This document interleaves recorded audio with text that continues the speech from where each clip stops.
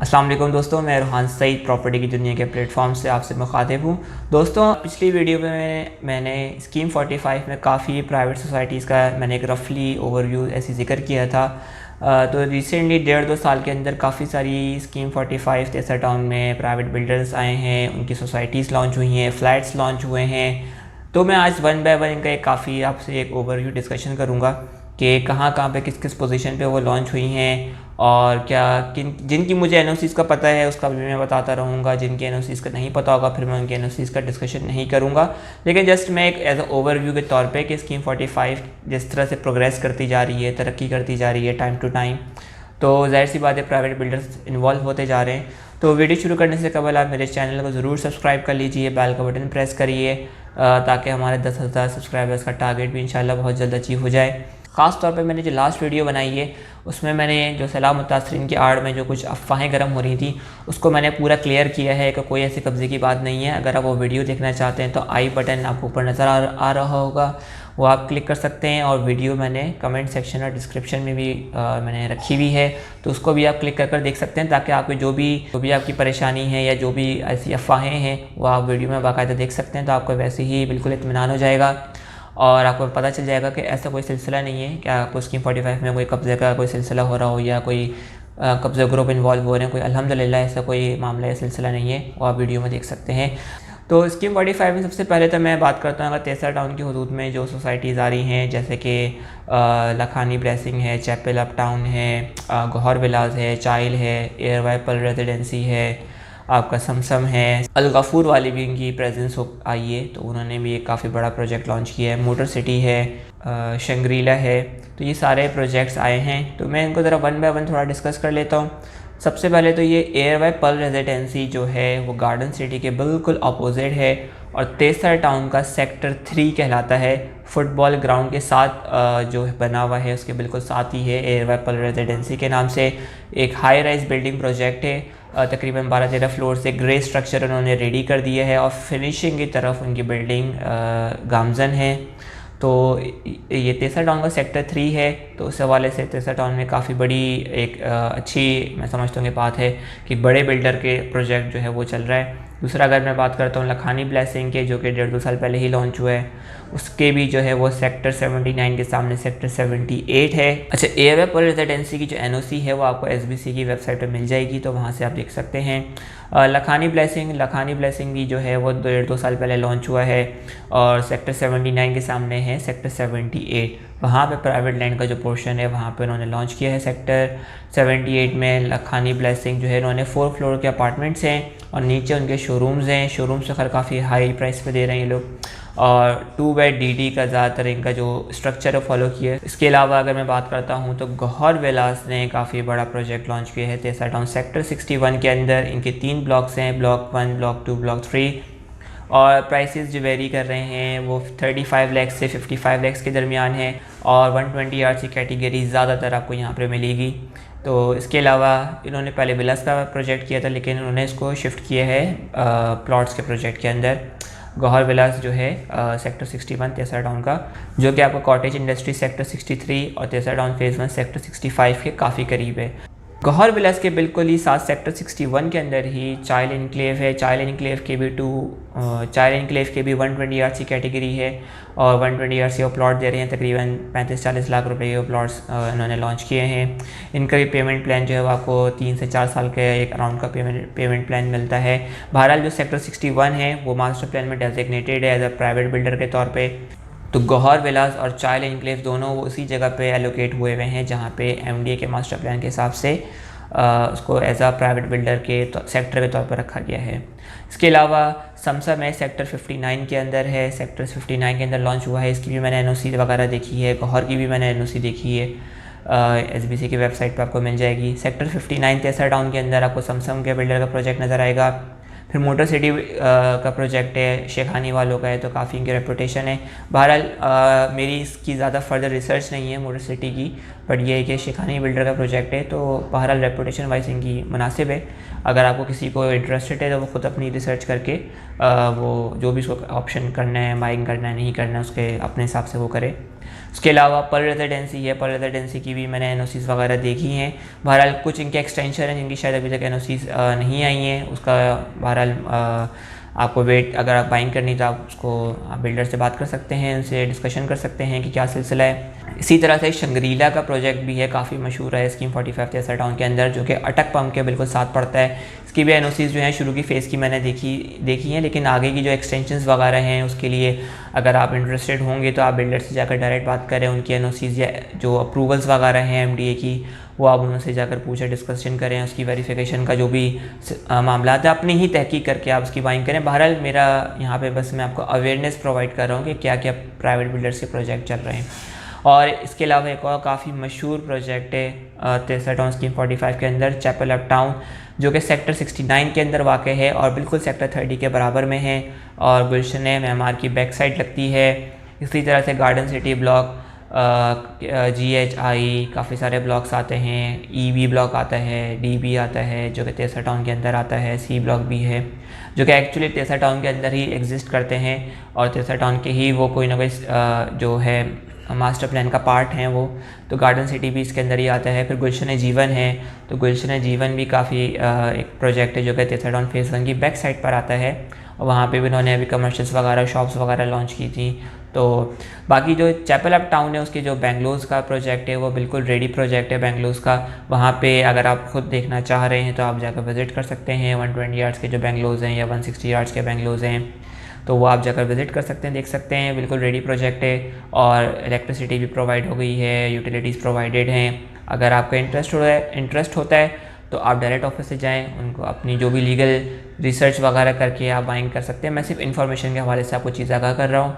इसके अलावा एक और प्रोजेक्ट है साइमा विलास सुपर हाईवे। साइमा विलास सुपर हाईवे एक्चुअली नाम से तो सुपर हाईवे भी आपको नज़र आ रहा है कि वो सुपर हाईवे पर है, लेकिन इसके एक प्लस पॉइंट ये है कि एक एंट्रेंस इसकी मेन सुपर हाईवे पर है और एक एंट्रेंस इसकी मेन नॉर्दर्न बाईपास की तरफ है। और इंशाल्लाह मैं इसका भी आपको वीडियो में कभी इसका टूर करवाऊंगा, तो आप ज़रूर देखिएगा। काफ़ी अरसे से ये पेंडिंग रहा है पोजीशन के अतबार से। यहाँ पे आपको 120 यार्ड्स, 160 यार्ड्स, 240 यार्ड्स के रेडी बेंगलोस आपको नज़र आएंगे। जो नॉर्दर्न बाईपास जहाँ से इसकी एंट्रेंस आती है उसके बिल्कुल जस्ट अपोजिट गुलशन इलाही, मुस्लिम सिटी, करीम टाउन का आपको हिस्सा मिलता है। इसको मैं ज़रा इतना डिस्कस नहीं कर रहा क्योंकि करीम टाउन के हवाले से या मुस्लिम सिटी के हवाले से काफ़ी लोगों के रिजर्वेशन हैं, तो मैं इसको इतना ज़्यादा काउंट नहीं करूँगा। लेकिन बहरहाल वहाँ पे अगर आप करीम टाउन या मुस्लिम सिटी में जाएंगे तो आपको रोड्स वेल कारपेटेड नज़र आएंगी, स्ट्रीट लाइट्स लगी हुई नज़र आएंगी, जो फुटपाथ्स वगैरह भी सारी रेडी हैं। मतलब काफ़ी अच्छा आपको रोड नज़र आएगा, जो कि मैंने आपको जब सेक्टर 17, 21 और 17A सेक्टर 12 की जब मैंने आपको वीडियो दिखाई थी, वो भी आपको लिंक मैं डिस्क्रिप्शन में डाल दूँगा। तो वहाँ पर वो आपको रोड शारह इलाही के नाम से आपको वो नज़र आई थी, वो रोड गुलशन इलाही की। तो अगर आप साइमा विलास सुपर हाईवे के जस्ट अपोजिट अगर आप जाते हैं तो आप सेक्टर 17, 18, 21, सेक्टर 17A के लिए कनेक्ट कर सकते हैं बहुत आराम से। तो इसी तरह से काफ़ी सारे जो प्राइवेट बिल्डर्स हैं, और बिल्कुल साइमा विलास के बिल्कुल अपोजिट सादी गार्डन है, गुलशन उस्मान है, सादी टाउन है। तो ये काफ़ी ऑलरेडी ऑक्यूपाइड इलाके हैं। सारे जो प्राइवेट बिल्डर्स जो जिनके प्रोजेक्ट्स चल रहे हैं तेसा टाउन के अंदर और इतराफ़ में, तो ये इस बात का वैसे ही इंडिकेशन है कि काफ़ी सारे बिल्डर्स इसको समझते हैं कि ये अगला जो कराची की जो आबादी कहीं पर आनी है, मैं समझता हूँ आने वाले 2 से 2.5 साल, 1.5 साल के अंदर, तो तेसा टाउन मैं समझता हूँ कि उसकी बिल्कुल वेल प्रिपेयर्ड है। सिर्फ ये है कि जैसे जैसे आबादी आती रहेगी, यूटिलिटीज़ का सिलसिला भी तेज़ी से आना शुरू हो जाएगा। जो लोगों को चीज़ें प्रॉब्लम आती है वो इंशाल्लाह कवर अप होना शुरू होंगी। और ये बात बिल्कुल एक काबिल अफसोस की ही बात है कि यूटिलिटीज़ का सिलसिला यहाँ पे कराची में या जो हुकूमती स्कीमों में थोड़ा सा एक रिवर्स मामला होता है कि जब लोगों की आबादी आना शुरू होती है तो वो यूटिलिटीज़ का सिलसिला आना शुरू होता है। तो ये खैर ये अच्छी बात तो मैं नहीं समझता, लेकिन बहरहाल यहाँ पे कराची में गुज़िश्ता 50 साल का ट्रेंड ही ऐसा रहा है। अगर आप Gulshan Iqbal, Gulistan Jauhar, federal B area, Nazimabad, north Karachi, Surjani, किसी भी हुकूमती स्कीम का अगर आप उठा कर देखेंगे तो उसका फुटप्रिंट यही निकलता है आपके सामने। तो तो ये जो सारे प्रोजेक्ट्स हैं ये अपकमिंग में बहुत सारे तो रेडी हो चुके हैं, काफ़ी सारे रेडी हो चुके हैं, जैसे कि साइमा विला सुपर हाईवे है, चैपल अब के बेंगलोर हैं, गौहर भी काफ़ी चीज़ें रेडी इंफ्रास्ट्रक्चर कर चुका है। इसके अलावा जो एयर वाई का प्रोजेक्ट है वो ग्रे स्ट्रक्चर्स का रेडी है। लखानी भी काफ़ी तेज़ी से अपना काम कर रहा है, और भी काफ़ी सारे जो बिल्डर्स हैं वो अपना बहुत तेज़ी से काम कर रहे हैं। तो we can expect in near future कि 1.5-2 साल या 2.5 साल में तेसर मैं समझता हूँ कराची की वो वाहिद स्कीम 45 जगह बनेगी इंशाल्लाह, जहाँ पे बहुत तेज़ी से कराची की आने वाली आबादी को मूव करना है, जो कि क्योंकि आपको पता है कि चाइना कटिंग के अतबार से जो पिछले 10 साल से लोगों ने बहुत सारी लोगों ने चीज़ें बाइंग की हुई थी, या लोग रिहाइश पजीर थे, अब वो बहुत सारी जो कंस्ट्रक्शन है वो डिमोलिश हुई है, और जो पोर्शंस हैं उसको भी अब लोगों ने काफ़ी लेने से अवॉइड करना शुरू हुए हैं, क्योंकि मैं समझता हूँ कि पोर्शन बेचना ख़रीदना इलीगल है। अगर इस पर कोई समझता है कि लीगल है तो वो उसकी अपनी राय हो सकती है, लेकिन बहरहाल मैं नहीं समझता कि पोर्शन ख़रीदना या बेचना चाहिए। ये इवन आपको अपने लिए रिहाइश के लिए भी परचेज़ करना चाहिए, क्योंकि जो सब लीज़ है वो बैक डेट पे आपको मिलती है और बाद में सेल करते वक्त प्रॉब्लम आपको ही आती है। तो इससे बेहतर है कि या तो आप फ्लैट ले लें, या आप थोड़ा सा जैसे आप कराची के जो भी नए इलाके आबाद हो रहे हैं वहाँ पे जाकर अपने कोई प्लॉट ले लें, तो अपना आपका पूरा का पूरा घर बन जाएगा। ये मैं समझता हूँ 2 ऑप्शन आपके लिए बन सकते हैं, बजाय कि आप पोर्शन में जाएँ या चाइना कटिंग की चीज़ों पर जाएँ। ये 2 ऑप्शन बेस्ट बनते हैं, या तो फ्लैट्स पे जाएँ आप, या आप जो थोड़े से कराची में नई आबादियाँ बन रही हैं वहाँ पे आप जाकर कोई प्लॉट्स वगैरह लेकर कंस्ट्रक्शन करवाएं या बने बनाए घर ले लें, तो वो ज़्यादा सिक्योर और लीगल ऑप्शन है। अब काफ़ी लोगों को अवेयरनेस आ चुकी है, तो लीगल वाइज अब हर कोई चीज़ चेक करता है, ताकि कोई भी इसको बाद में फ्यूचर में नुकसान उसी को ही होता है जो ख़रीदता है। जब तोड़ने के लिए नोटिस आता है, जब डिमोलिश करने के लिए आते हैं, तो जो रिहाइश पजीर होते हैं वही प्रॉब्लम फेस करते हैं, उसी का ही लॉस होता है। जैसे नस्ला टावर है, या जो नालों के साथ जिनके घर बने हुए थे, या और भी बहुत सारे इलाके जो थे जिनको तोड़ा गया है चाइना कटिंग के तौर पे जो आबाद थे, तो वही बेचारे एंड में आकर नुकसान में वही रहे। जिन्होंने जो बेच के चले गए वो फ़ायदे में रहे, जो कि रह गए थे वही नुकसान में रहे। तो वीडियो को मैं कट शॉर्ट करता हूँ। इंशाल्लाह अगली मैं वीडियो के साथ आपको तेसा टाउन फ़ेज़ 1 फ़ेज़ 2 में जो ओल्ड बैलेटिंग है, अगर आप कोई डॉक्यूमेंटेशन कर रहे हैं कि किस तरह से आपको डॉक्यूमेंटेशन देखनी चाहिए, फ़ाइल कैसी होती है, बुकिंग स्लिप क्या है, वीडियो स्टेटमेंट, पिक्चर स्टेटमेंट क्या है, ये सब चीज़ें फॉर्म 1 फॉर्म 0 का क्या मतलब है, इसको मैं प्रॉपर ओवरऑल डिस्कशन करूँगा। तब तक के लिए अगली वीडियो में आपसे मुलाकात करता हूँ। अस्सलाम वालेकुम। अस्सलाम वालेकुम दोस्तों, प्रॉपर्टी की दुनिया के प्लेटफॉर्म से मैं रोहान सईद। दोस्तों आज मैं आपको शाह फैसल और कोरंगे के दरमियान एक सोसाइटी है साइमा लग्जरी होम के नाम से, ये मैं आपको विज़िट दिखाने के लिए लेकर आया हूँ, और आपको इसका एक सराउंडिंग इंफ्रास्ट्रक्चर एनवायरनमेंट नज़र आ रहा होगा। तो इसके हवाले से प्राइसेस क्या हैं, क्या आजकल इसकी मार्केट की करंट सिनेरियो है, और किस तरह की फ़ैसिलिटीज़ अवेलेबल हैं, इस पर आज इंशाल्लाह मैं आपको पूरा एक्सप्लेन करूँगा। तो वीडियो शुरू करने से कबल आप मेरे चैनल को ज़रूर सब्सक्राइब कर लीजिए, ताकि 10,000 सब्सक्राइबर्स का भी टारगेट अल्हम्दुलिल्लाह हम बहुत करीब हैं उसको अचीव कर सकें। बेल आइकन का बटन भी प्रेस कर लें, ताकि आने वाली मज़ीद इन्फॉर्मेटिव वीडियो से आप आगाह होते रहेंगे। साथ साथ अगर आप सेल परचेज़ के हवाले से भी रब्ता करना चाहते हैं तो दिए गए व्हाट्सएप नंबर पे भी आप रब्ता कर सकते हैं। तो दोस्तों साइमा लग्जरी होम जैसे आपको वीडियो में नज़र आ रहा है, ये साइमा बिल्डर्स का प्रोजेक्ट है, और इसकी एनओसी के साथ ये प्रोजेक्ट है। बाकायदा एसबीसी के एनओसी, आप इसको ऑनलाइन इंटरनेट पे भी सर्च कर सकते हैं, एसबीसी की वेबसाइट पे आपको मिल जाएगी। और ये प्रोजेक्ट तकरीबन मैं अगर उसको कहूँ तो गलत नहीं होगा, 3 से 4 साल से ये आबादी की तरफ था, और अब इस सिनेरियो में ये तकरीबन 85% तक ये आबाद हो चुका है। यहाँ पे आपको 3 कैटेगरीज़ मिलेंगी। अगर मैं इसको थोड़ा सा एक्सप्लेन करूँगा तो चौथी कैटेगरी भी मैं आपको, एक छोटी कैटेगरी आती है वो भी मैं आपको बताऊँगा। 120 गज़, 160 गज़, 240 गज़, यहाँ पे ये 3 कैटेगरीज़ हैं। 120 गज़ के अंदर भी आपको 120 गज़ का सिंगल स्टोरी मकान मिलेगा आपको, और 120 गज़ का आपको 1 यूनिट बेंगलो भी मिलेगा। अच्छा यहाँ पे हैं अभी जो फ़िलहाल हैं वो ज़्यादातर जो ऑप्शन हैं आपको मकान के ही मिलेंगे, जो कि बिल्डर की कंस्ट्रक्शन है। और प्लॉट्स हैं, प्लॉट्स भी जो अभी इन्होंने बाद में लॉन्च किए थे, वो तकरीबन अभी 75 लाख रुपए की प्राइस ब्रैकेट पे चल रहे हैं 120 यार्ड्स के। तो बैक साइड पर उन्होंने लॉन्च किए थे वो। तो बहरहाल अभी आपको यहाँ पर 3 कैटेगरीज मिल रही हैं। 160 गज़ का भी सिंगल स्टोरी है आपको मिल जाएगा, और 240 गज़ में आपको 1 यूनिट भी है, और 240 गज़ की 2 कैटेगरीज आपको मिलेंगी। ज़्यादातर 240 गज़ जो हैं वो मेन बुलेवेट पर रखे गए हैं तकरीबन ही, और बाकी जो 120 यार्ड्स या 160 यार्ड्स हैं वो अंदर की गलियों में भी है, और मेन बुलेवेट पे 160 यार्ड्स भी आता है आखिर में जाके। बाकी जो अगर मैं आपको मिनिमम सड़क की बात करूं, मिनिमम जो सड़क की चौड़ाई है वो 30 फीट की है। तो अगर घर के आमने सामने आपने एक गाड़ी पार्क करी हुई है तो बीच में से गाड़ी बहुत आराम से बाईपास कर सकती है, क्रॉस कर सकती है। रही बात यूटिलिटीज़ की, पानी, बिजली, गैस यहाँ सब अवेलेबल है, लेकिन गैस अभी फ़ौरन आई है, ये पॉजिटिव पॉइंट है साइमा लग्जरी होम्स के लिए। और पानी की जो सप्लाई है, इनका अपना आरओ प्लांट है। आरओ प्लांट जो है वो हफ्ते में या समझ लें महीने में 4 बार टैंकर की सप्लाई करता है, और वो मोर देन इनफ है। अगर किसी के घर में 7-8 अफराद की फैमिली भी है तो 4 टैंकर्स मोर देन इनफ ज़्यादातर लोगों के लिए है, 80-90% लोगों के लिए मोर देन इनफ है, बल्कि बच भी जाते हैं टैंकर्स। कुछ लोगों की सिर्फ 2 टैंकर इस्तेमाल होते हैं, कुछ के 3 ही होते हैं। तो यहाँ पे ये भी सूरत हाल है, और बाकायदा एक मेंटेनेंस के साथ एक रेगुलेटेड सिस्टम है पानी की सप्लाई का। के इलेक्ट्रिक की अंडरग्राउंड बिजली की तारें हैं, इलेक्ट्रिकल सिस्टम है, तो इस वजह से भी इसका जो इलेक्ट्रिकल सिस्टम है वो बहुत ही साफ़ सुथरा, नीट एंड क्लीन है। रही बात लीज़ की, तो फ़िलहाल अभी बिल्डर ट्रांसफ़र में मामला चल रहे हैं। लीज़ का आपको पता है कि जब लीज़ का सिलसिला शुरू होगा तो बिल्डर ट्रांसफ़र का सिलसिला ख़त्म हो जाता है। तो यहाँ पे अभी जो बिल्डर ट्रांसफ़र पे जो तकरीबन 4 लाख रुपए 120 गज़ पे ले रहे हैं, 6.5 लाख रुपए तकरीबन 160 गज़ पे ले रहे हैं, और 8 लाख रुपए तकरीबन 240 गज़ पे ले रहे हैं। तो वो जो इसका एक बेसिकली समझ लें कि ये बिज़नेस इसका चल रहा है ट्रांसफ़र के नाम पे भी। अगर वो लीज़ दे देगा तो ट्रांसफ़र का जो इस मामले में इसका जो बिज़नेस है वो ज़ाहिर सी बात है वो फिर नहीं हो सकता। बहरहाल इसमें यहाँ पे आपको एक डिस्पेंसरी भी, हॉस्पिटल भी बन रहा है, स्कूल भी बन रहा है, एक स्कूल अभी एक छोटा स्कूल भी स्टार्ट हुआ है, वो भी चल रहा है, कम्युनिटी हॉल भी काम चल रहा है।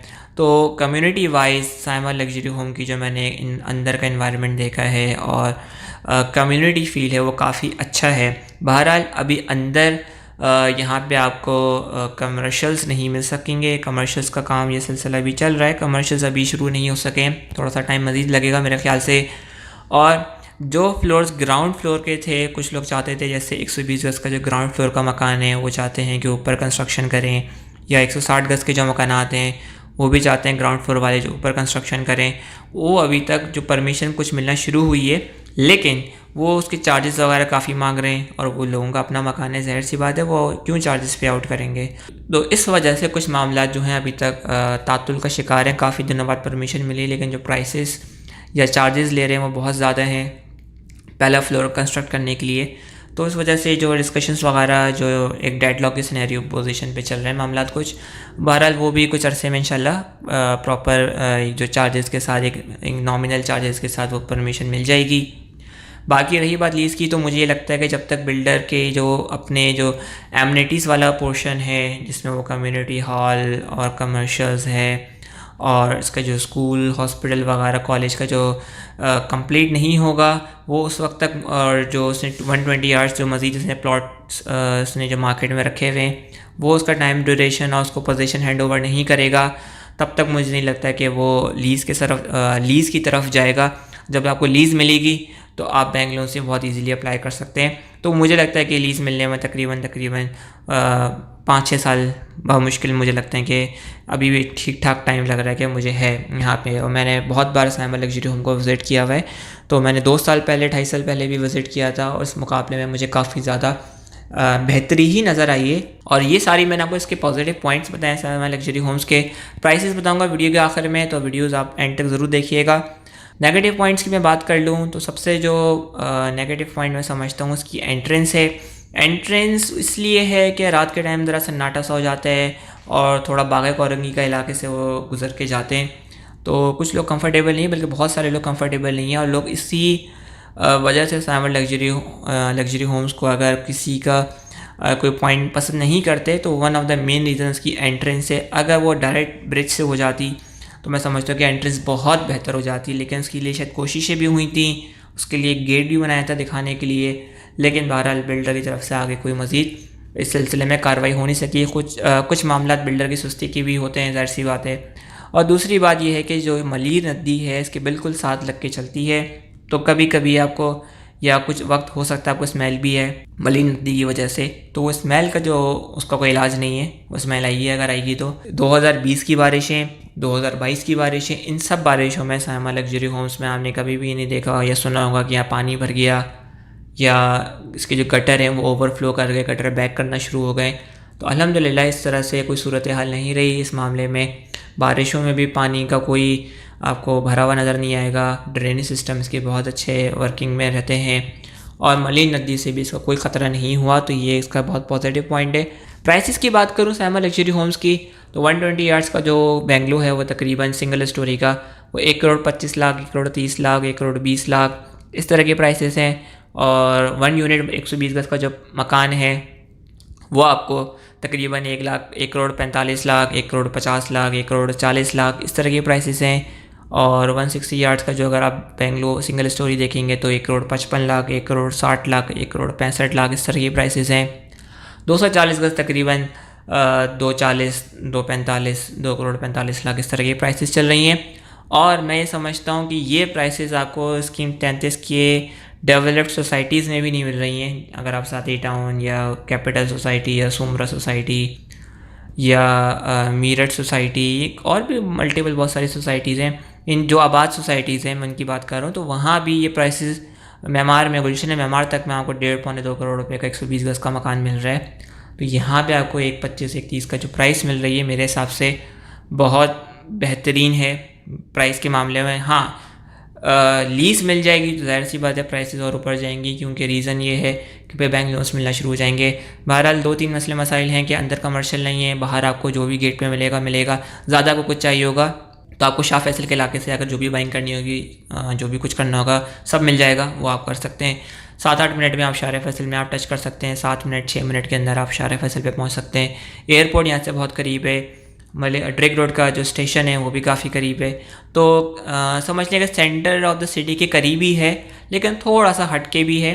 तो ख़ास तौर पे जो लोग लांडी कोरंगी से अपने आप को ज़रा विद इन अ सिटी और करीब करना चाह रहे होते हैं, तो उनके लिए one of the best ideal choice बन जाता है। जो शाह फैसल में रह रहे होते हैं उनके लिए भी one of the best ideal choice बन जाता है। अच्छा, जो उस साइड पर हैं जौहर गुलशन है, वहाँ से भी कुछ लोग यहाँ आए हैं।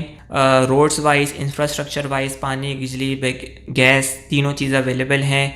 आपको कमर्शियल बाहर अवेलेबल है। Security wise boundary wall society है और with in centre of the city के बहुत करीब है। शहर के अंदर तो है ही, सिटी के भी सेंटर ऑफ द सिटी के काफ़ी करीब है। तो काफ़ी सारे मुझे पॉजिटिव एडवांटेजेस लगे। जो मसले मसाइल है वो भी मैंने आपको बयान कर दिए हैं कि एक तो लीज़ का सिलसिला बहरहाल मुझे दूर दूर तक अभी टाइम करीब में नहीं लग रहा कि होगा, जो रीज़न मैंने आपको बता दिया है। दूसरा ये है कि एंट्रेंस, तीसरा ये कि जो स्मेल का कभी एक जो अंसर होता है या जो स्मेल का एक मामला होता है वो बहरहाल इसके साथ वक्त के साथ साथ लगा रहेगा, कभी नहीं होगी कभी होगी, तो वो एक मामला बहरहाल इस तरह का रहेगा। और मैं समझता हूँ कि फ़ैमिली के लिए one of the best community इस प्राइस के अंदर, क्योंकि अगर आप फ्लैट्स भी लेने जा रहे हैं तो फ्लैट्स भी ठीक ठाक, आप 2 के एक अच्छा प्रॉपर जो फ्लैट है उसकी भी ठीक ठाक प्राइसेस जा चुकी हैं। मेंटेनेंस की अगर आप बात करते हैं, मेंटेनेंस तकरीबन 3,800 रुपये 120 गज की है तकरीबन, और उसमें आपके पास जो पानी के 4 टैंकर्स हैं वो शामिल हैं। महीने के आपको 4 पानी के टैंकर्स मिलेंगे। तो अगर एक्स्ट्रा टैंकर कोई चाहिए होगा, 5वां टैंकर, फिर आप उसकी प्राइस तकरीबन 1,800 और 1,900 रुपये है, वो आपको देनी होगी। बहरहाल मैंने आपको पहले ही बता चुका हूँ 4 tanker is more than enough. लोगों के काफ़ी सारे जो टैंकर्स ही बच जाते हैं, इस्तेमाल ही नहीं कर पाते। तो यहाँ पे ये सूरत हाल है, लोगों में इस तरह का कोई प्रॉब्लम नहीं कि टैंकर्स कम पड़ रहे हों। उम्मीद है आपको वीडियो पसंद आई होगी। इंशाल्लाह अगली वीडियो में मज़ीद मैं आपको कोई सोसाइटी लेकर आऊँगा जिसका मैं आपको ओवरव्यू पेश करूँगा, उसकी अच्छाइयाँ बुराइयाँ जो भी होंगी वो मैं आपको डिटेल के साथ बताऊँगा। तब तक के लिए अल्लाह हाफ़िज़, अस्सलाम वालेकुम दोस्तों, मेरे चैनल में खुश आमदीद। दोस्तों, आज हम तेसर टाउन के अलावा एक विज़िट हमने किया था सादी गार्डन में भी, तो उस हवाले से मैं अपनी वीडियो बना रहा हूँ। और वीडियो में आप देख रहे हैं कि सादी गार्डन की जो अभी करंट लेटेस्ट कंस्ट्रक्शन है किस तरह चल रही है और क्या यहाँ पे अभी डेवलपमेंट हो चुकी है, कितने लोग आबाद हो चुके हैं, कितने घर बन चुके हैं, इस हवाले से आज आप ये वीडियो देख रहे हैं। अच्छा, तो दोस्तों, सादी गार्डन आपको बहुत से लोगों को पता है कि बिल्कुल सादी टाउन के साथ ही है। सादी टाउन जैसे ही ख़त्म होता है तो उसके बाद सादी गार्डन आता है, और सादी टाउन भरपूर आबाद है और वहाँ पे बैंक्स आप खुले हुए हैं, सैनिटरी की शॉप, स्टेशनरी की शॉप, दूध, अंडे, दही, जो भी आपको रोज़मर्रा की छोटे मोटे स्टोर्स, करियाने की दुकानें, जो भी मतलब आपको रिक्वायरमेंट है, इलेक्ट्रिक शॉप्स वगैरह सब चीज़ें तमाम आपको अवेलेबल होती हैं। इवन पब्लिक ट्रांसपोर्ट भी वहाँ पे आपको सादी टाउन के अंदर मिल जाती है। तो सादी गार्डन हवाले से काफ़ी ज़्यादा एक अच्छी लोकेशन पे वाक़ है कि आपको जो डेली रोज़मर्रा की अशिया है। थोड़ा सा आप समझते हैं कि शहर से हम थोड़ा किनारे पर हैं या कॉर्नर पर हैं, तो हमें इतनी ज़्यादा फैसिलिटीज़ या रोज़मर्रा की चीज़ अवेलेबल नहीं हो, तो ये वाला मसला भी हल हो जाता है। और स्कूल्स भी हैं, ये सब चीज़ें हैं, और बड़ा एक्सेस अच्छा है जना एवेन्यू से भी इसका, सुपर हाईवे पर तो मेन एग्जिस्ट करता है सादी गार्डन। तो इसकी वजह से आजकल 2 ढाई महीने में रेट्स भी बहुत ऊपर गए। 35-36 लाख का प्लॉट अब 60+ पे रेट्स में चला गया है। सादी गार्डन में 120 यार्ड्स की मैं बात कर रहा हूँ। और अभी फ़िलहाल डेवलपमेंट हो रही है, थोड़ी तो पुरानी डेवलपमेंट है, कोई लेटेस्ट डेवलपमेंट ऐसा सच नहीं हुई है। लेकिन जो कंस्ट्रक्शन लोगों ने पोजीशन लिया है, बहुत तेज़ी से पोजीशन लेकर घर बना रहे हैं, और लोग समझ रहे हैं कि आने वाले दिनों में ये बहुत अच्छी सोसाइटी बन जाएगी। पार्कलैंड वाले बिल्डर हैं इसके, और इसमें सिर्फ एक चीज़ का ध्यान रखना चाहिए कि बॉक्स वाले, आपको पता होनी चाहिए कि अगर बॉक्स फाइल कोई ले रहे हैं तो उसके रेट तकरीबन 4-5 लाख रुपए कम होते हैं। तो बॉक्स फाइल को आपको पता होना चाहिए कि बॉक्स फाइल, अगर आप कोई फाइल ले रहे हैं तो उसको पहले एक बार नक्शे में चेक कर लें कि बॉक्स फाइल है या नहीं है। अच्छा, पहले मैं बता दूं कि बॉक्स फाइल का मतलब क्या है। देखिए, असल में मसला ये है कि हाई टेंशन वायर्स सादी गार्डन के ऊपर से गुजर रहे हैं, तो जिस घरों के नीचे से हाई टेंशन वायर्स गुजर रहे हैं, उन फाइल्स को, उन प्लॉट्स को बॉक्स फाइल कहा जाता है। तो उसके रेट कम होते हैं, क्योंकि हाई टेंशन वायर्स बहुत से लोग पसंद नहीं करते कि अल्लाह ना करे कभी टूट के गिर जाए तो क्या होगा। और सिग्नल्स का भी प्रॉब्लम आता है वहाँ बॉक्स फाइल की, जो हाई टेंशन वायर्स के नीचे रहते हैं। और तो इस इलेक्ट्रोमैग्नेटिक फ्रीक्वेंसी के भी मसले मसाइल हैं, और हेल्थ वाइज भी थोड़े से मसले मसाइल होते हैं, तो लोग उसको पसंद नहीं करते। इसलिए ये 4-5 लाख रुपए सस्ती भी मिल जाती है बॉक्स फाइल 120 गज़ की। तो बस ये आप चेक कर लें कि बॉक्स फाइल है या नहीं है। लेकिन वैसे अदरवाइज़ सोसाइटी बिल्कुल प्रॉपर है, लीगल सोसाइटी है, नाम पे ट्रांसफ़र होता है, बिल्कुल सब कुछ चीज़ें प्रॉपर हैं। इलेक्ट्रिसिटी भी तकरीबन अभी कुछ अरसे में मिल जाएगी। अभी गैस फ़िलहाल नहीं है, गैस का जब अच्छी आबादी हो जाती है तो गैस मिलती है। लेकिन location wise one of the super highway की बेस्ट लोकेशन पे ये एग्जिस्ट करती है। मेन आप देखें, सुपर हाईवे पे एक्सेस है डायरेक्ट, और यू टर्न जैसे ही आप लेते हैं सब्ज़ी मंडी के बाद, वहाँ पे डायरेक्ट आप यू टर्न लेने के बाद डायरेक्ट आपको सादी गार्डन मिलता है। नदरन बाईपास से भी बहुत ज़बरदस्त एक्सेस है, जना एवेन्यू से भी बहुत ज़बरदस्त एक्सेस है। सो एक्सेसिबिलिटी के वाइज तो बहुत ज़बरदस्त लोकेशन है सादी गार्डन की। अगर आपने देखा होगा तो एक होटल भी खुल चुका है सादी गार्डन के अंदर, जो कि रात में डाइन वाइन करने के लिए। तो लोकेशन वाइज सादी गार्डन इज़ वेरी गुड। और फ्यूचर में सुपर हाईवे का एक, मुझे तो जो फ्यूचर नज़र आ रहा है कि इशारे फैसल की तरफ पे ये आबादी बढ़ती ही चली जा रही है और आगे आबादी जाती ही चली जा रही है। तो वी कैन एक्सपेक्ट के आगे वाले दिनों में ये बहुत ही एक अच्छा हब बन जाएगा, जिसमें मेमार, सादी गार्डन, पीर अहमद ज़मान टाउन, पीर गुल हसन टाउन, और भी जो स्कीम तहत की सोसाइटीज़ हैं, और गार्डन सिटी है, तेसर टाउन है, तो काफ़ी तेज़ी से ये इलाका बिल्टअप हो रहा है, ग्रो कर रहा है। तो इसमें रेट्स भी बहुत तेज़ी से ऊपर जा रहे हैं, तो रेट्स बहुत तेज़ी से बढ़ रहे हैं। और एमनेस्टी ख़ासतौर पर जून 2021 तक हो गई है, तो उस वजह से भी काफ़ी रेट्स बढ़ रहे हैं। तो रेट्स बढ़ने की वजह ये भी है कि लोन्स भी मिल रहे हैं, और एमनेस्टी अभी जो है 30 जून 2021 तक की है, तो उम्मीद ये है कि आगे एक्सटेंड भी हो जाएगी। तो उस वजह से भी रेट्स काफ़ी ज़्यादा तेज़ी आई है प्रॉपर्टी में, ख़ासतौर पर स्कीम 33 में तो बहुत तेज़ी आई है प्रॉपर्टी में। सच्चल सरमस टाउन है, पीर अहमद ज़मान है, आपका सादी गार्डन है, सादी टाउन में भी बहुत तेज़ी आई है। तो आगे कंस्ट्रक्शन भी लोग बहुत तेज़ी से कर रहे हैं, क्योंकि कंस्ट्रक्शन में भी काफ़ी ज़्यादा पैकेजेस वगैरह गवर्नमेंट ऑफ पाकिस्तान ने अनाउंस किए हुए हैं। अच्छी इन्वेस्टमेंट है, और मेरे ख्याल से अगर जो लोग इन्वेस्ट करते हैं उनकी इन्वेस्टमेंट मेरे ख्याल से तो ज़ाया नहीं होगी। और ये ऐसी इन्वेस्टमेंट है, इसको आप फ्यूचर में विद इन साल, 2 साल में, 1.5 साल में, 3 साल में आप उसमें शिफ्ट होने के लिए भी सोच सकते हैं। और ये बिल्कुल ऐसी जगह है कि जहाँ पे आप रह सकते हैं। और सादी गार्डन क्योंकि बहुत करीब है, तो उसकी वजह से आपको बहुत ज़्यादा बेनिफिट्स हो जाएंगे, पब्लिक ट्रांसपोर्ट के हवाले से भी, और भी एक्सेसिबिलिटी रोज़मर्रा की चीज़ों के हवाले से।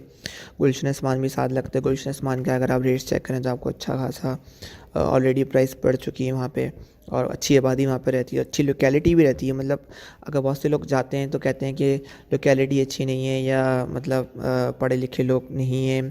तो एक तो मिक्स कम्युनिटी आजकल नई नई सोसाइटीज़ में आबाद हो रही हैं, ये एक अच्छा एडवांटेज है।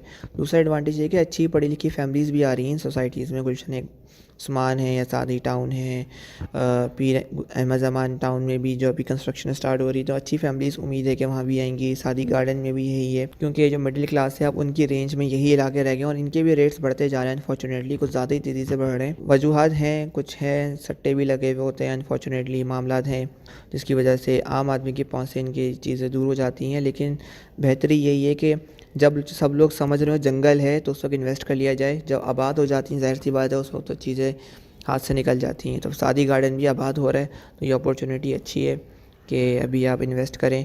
हो सकता है अभी थोड़ा डिप आ जाए रमज़ान में और आपको अच्छी चीज़ें रेट में मिल जाए, क्योंकि रमज़ान में एक डिप तो नज़र आ रहा है कि क्योंकि मार्केट स्लो होती है, उस वक्त आपकी शायद अच्छी अपॉर्चुनिटी बन जाएगी, आपको कोई 5-6 लाख रुपए चीज़ थोड़ी डिप में आपको मिल जाए। तो ये एक ओवरव्यू था मेरा सादी गार्डन के हवाले से। तो दोस्तों अगर आपको मेरी वीडियो पसंद आई है तो मेरी वीडियो को ज़रूर लाइक करें और मेरे चैनल को ज़रूर सब्सक्राइब करें, ताकि आने वाली वीडियो से मेरी आप मुस्तफ़ीद होते रहिए। तब तक के लिए आपको मेरी तरफ़ से अल्लाह हाफ़िज़, अस्सलामु अलैकुम। अस्सलाम वालेकुम दोस्तों, मैं रोहान सईद प्रॉपर्टी की दुनिया में आपको खुशामदीद। दोस्तों इस साल की जो 2022 की इंतहाई तबाहकुन बारिशें रही हैं पूरे पाकिस्तान, सिंध और कराची के ऊपर भी, और कराची के काफ़ी सारे जो इलाके हैं, अच्छे ख़ासे इलाके वो डूबे हैं, जो 2020 में भी तबाहकुन बारिशों में जिनको नुकसान हुआ था। जैसे डिफेंस है, आपका फेडरल भी एरिया है, नॉर्थ कराची है, नाज़माबाद है, 5 स्टार चौरंगी है, खारा दर का इलाका है, और भी इसकी 33 के इलाके हैं। ऐसे में एक इलाका शामिल है जिसका नाम है नया नाज़माबाद। तो ये बारिशों में 2020 की बारिशों में मेरे ख़्याल से सबसे ज़्यादा मुतासर हुआ था। सुरजानी बिल्कुल मुतासर हुआ है और नॉर्थ कराची का एरिया भी था, लेकिन नया नाज़माबाद बहुत ज़्यादा मुतासर हुआ था। यहाँ पानी 1 महीना तक 8-8 फुट तक रहा था, पानी 8-8 9-9 फुट से ज़्यादा पानी 1 महीना तक रहा था। और 2020 में नया नाज़माबाद का जो ये मसला हुआ था उसमें नाकस आप ये कह सकते हैं कि ड्रेनेज सिस्टम की वजह से मामलात हुए। इन 2022 की तबाहकुन बारिशों के बाद क्या नया नाज़माबाद डूबा है, इसके ऊपर मेरी एक तफसीली वीडियो है। तो वीडियो शुरू करने से कबल आपसे दरख्वास्त है कि मेरे चैनल को ज़रूर सब्सक्राइब कर लीजिए। कोशिश करें कि बेल का बटन भी प्रेस कर लें ताकि आने वाली मज़ीद इन्फॉर्मेटिव वीडियो से आप आगाह होते रहें। और 10,000 सब्सक्राइबर्स इंशाल्लाह बहुत करीब हैं, तो आप इंशाल्लाह अगर सब्सक्राइब करते रहेंगे तो ये टारगेट भी इंशाल्लाह बड़ा जल्दी अचीव हो जाएगा। अच्छा, तो दोस्तों सबसे पहले तो नया नाज़माबाद के अप्स एंड डाउन्स बहुत रहे हैं। अप्स एंड डाउन्स का मुराद ये है कि जब नया नया लॉन्च हुआ था उस वक्त जिस इलाके में लॉन्च हुआ था वहाँ पे बहुत सारे लोगों को सिक्योरिटी के कंसर्न्स थे कि क्या हम वहाँ पे रहेंगे, आना जाना कैसे होगा इस इलाके से। और इफ्स एंड बट्स थे काफ़ी सारे, फैक्ट्रीज़ वगैरह, मार्बल फैक्ट्री का धुआं वगैरह, और एक स्टील मिल है उसका भी फर्नेस के धुएँ होते हैं, वो क्या हेल्थ इश्यूज़ करेंगे नहीं करेंगे। बहुत सारे इसके अलावा भी किस तरह से बिल्डर डेवलप कर पाएगा, लोगों को टाइम पे पोजीशन दे पाएगा, क्या वो इतनी बड़ी सोसाइटी को रेडी कर देगा, इतना मेगा इंफ्रास्ट्रक्चर था। ये बहुत सारे सवालात थे, क्या लीज़ मिलेगी नहीं मिलेगी, सब चीज़ों के ऊपर नया नाज़माबाद ने वैसे आहिस्ता आहिस्ता अगर हम देखते हैं काफ़ी सारे जो नाक़दीन थे और वो फैक्चुअल में सही बात कहते थे उस वक्त तक, ज़ाहिर सी बात है बहुत सारी चीज़ें नज़र ही नहीं आ रही थी कि हो सकती हैं जो नया नाज़माबाद ने करी हैं। ना मैं नया नाज़माबाद के लिए कोई प्रमोशनल वीडियो बना रहा हूँ, बल्कि मैं किसी हद तक ख़ुद नया नाज़माबाद का काफ़ी दफ़ा मैंने इनको क्रिटिसाइज़ भी किया है, लेकिन जो बात सही है वो हमें बयान करनी चाहिए। तो 2020 भी एक टाइम आया जब नया नाज़माबाद की बिल्कुल मार्केट वैल्यू बिल्कुल ज़मीन बोस हो गई थी, क्योंकि उन्होंने उस साल भी अपना इंफ्रास्ट्रक्चर और ड्रेनेज सिस्टम को बेहतर किया था। लेकिन प्रॉब्लम वही आ रही थी कि जो बाउंड्री के पार जो इलाका है, अगर वो उसको ब्लॉक कर रहे थे, उसका ड्रेनेज सिस्टम ही नहीं था, तो पहाड़ों से जो पानी आ रहा था और नया नाज़माबाद की जो दीवार जो आती थी साथ, तो वो उस इलाके को पूरा डुबा देती थी। तो मजबूरन जो इलाके के लोग थे वो दीवारें तोड़ते थे, और उस तोड़ने की वजह से मल्टीपल जगहों से वो तोड़ते थे, तो पानी जैसे ही नया नाज़माबाद में एंटर होता था तो वहाँ का ड्रेनेज सिस्टम उस नया नाज़माबाद के हिसाब से डिज़ाइंड है, वो काम करना छोड़ता था, वो काम करना ख़त्म कर देता था, और नया नाज़माबाद बिल्कुल तालाब की तरह वो डूब जाती थी। इस बार ये हुआ है कि एक तो बाहर भी बहुत बड़ा ड्रेनेज सिस्टम 2020 के बाद डाला गया था कि बाहर का जो पानी का फ़्लो आ रहा है बारिश के बाद पहाड़ों से, वो फ़्लो अपना ड्रेनेज सिस्टम के थ्रू अलग से सेपरेटली वो मूव करके अलग से निकले। दूसरा, नया नाज़माबाद के भी ड्रेनेज सिस्टम को बहुत बड़ा इंस्टॉल किया गया है, बल्कि एक डैम भी बनाया गया है, और बड़े मोटर और पम्प्स अब प्रॉपर सिस्टमेटिक स्टाइल में इंस्टॉल की गई हैं। इसके मल्टीपल रीज़न्स हैं। एक रीज़न मैं समझता हूँ कि उस वक्त नया नाज़माबाद के मैनेजमेंट ने लोगों का साथ नहीं दिया पानी निकालने में, जो कि उस वक्त बहुत लोगों ने परेशानी बर्दाश्त करी, और इस साल 2022 की बारिशों में ये बिल्कुल अच्छी बात है अल्हम्दुलिल्लाह कि नया नाज़ाबाद की कोई भी आपको वीडियोस नहीं मिली होंगी कि ये नया नाज़ाबाद फिर से डूब रहा है, क्योंकि एक तो उन्होंने डैम भी बना दिया है, बड़े बड़े ड्रेनेज सिस्टम नया नाज़ाबाद के बाहर भी हैं और अंदर भी हैं। तीसरी बात ये है कि ब्रिज का काम जो बहुत अरसे से सुनने में आ रहा था कि नया नाज़ाबाद में ब्रिज बनेगा जो डायरेक्ट कलंदरिया से नया नाज़ाबाद को कनेक्ट करेगा, पीएसओ पंप तक वो ब्रिज उतर रहा है। तो वो भी काफ़ी सारी ही बातें चलती थी जब भी आप 5-6 सालों से सुनते रहते थे।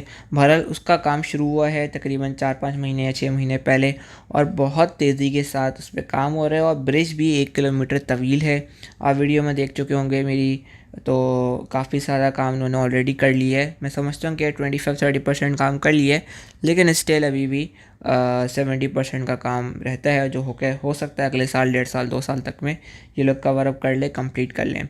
इसके अलावा इन्होंने अपार्टमेंट्स भी लॉन्च किए हैं और अपार्टमेंट्स लॉन्च किए इन्होंने ठीक ठाक मेगा लेवल, मेगा स्केल पे इन्होंने अपार्टमेंट्स लॉन्च किए हैं 3 डिफरेंट स्टाइल्स के, और 2 बेड डीडी, 3 बेड डीडी के अपार्टमेंट्स लॉन्च किए। कवर्ड एरिया इन्होंने काफ़ी बड़े रखे हुए हैं, तो उसको भी इन्होंने टारगेट किया हुआ है। तो अभी तो फ़िलहाल जो मुझे नज़र आ रहा है नया नाज़ाबाद की मैनेजमेंट की तरफ से मेन 3 टारगेट्स इनके नज़र आ रहे हैं।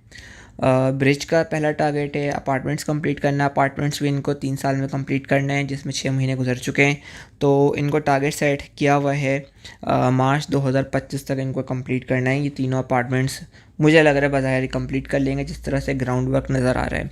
उसके अलावा जो है ब्लॉक MN का पोजीशन देना, बहरहाल ये मुझे इनकी लास्ट प्रायोरिटी उस तरह से नज़र आ रही है, लेकिन अपने स्टाइल में उनका काम चल रहा है।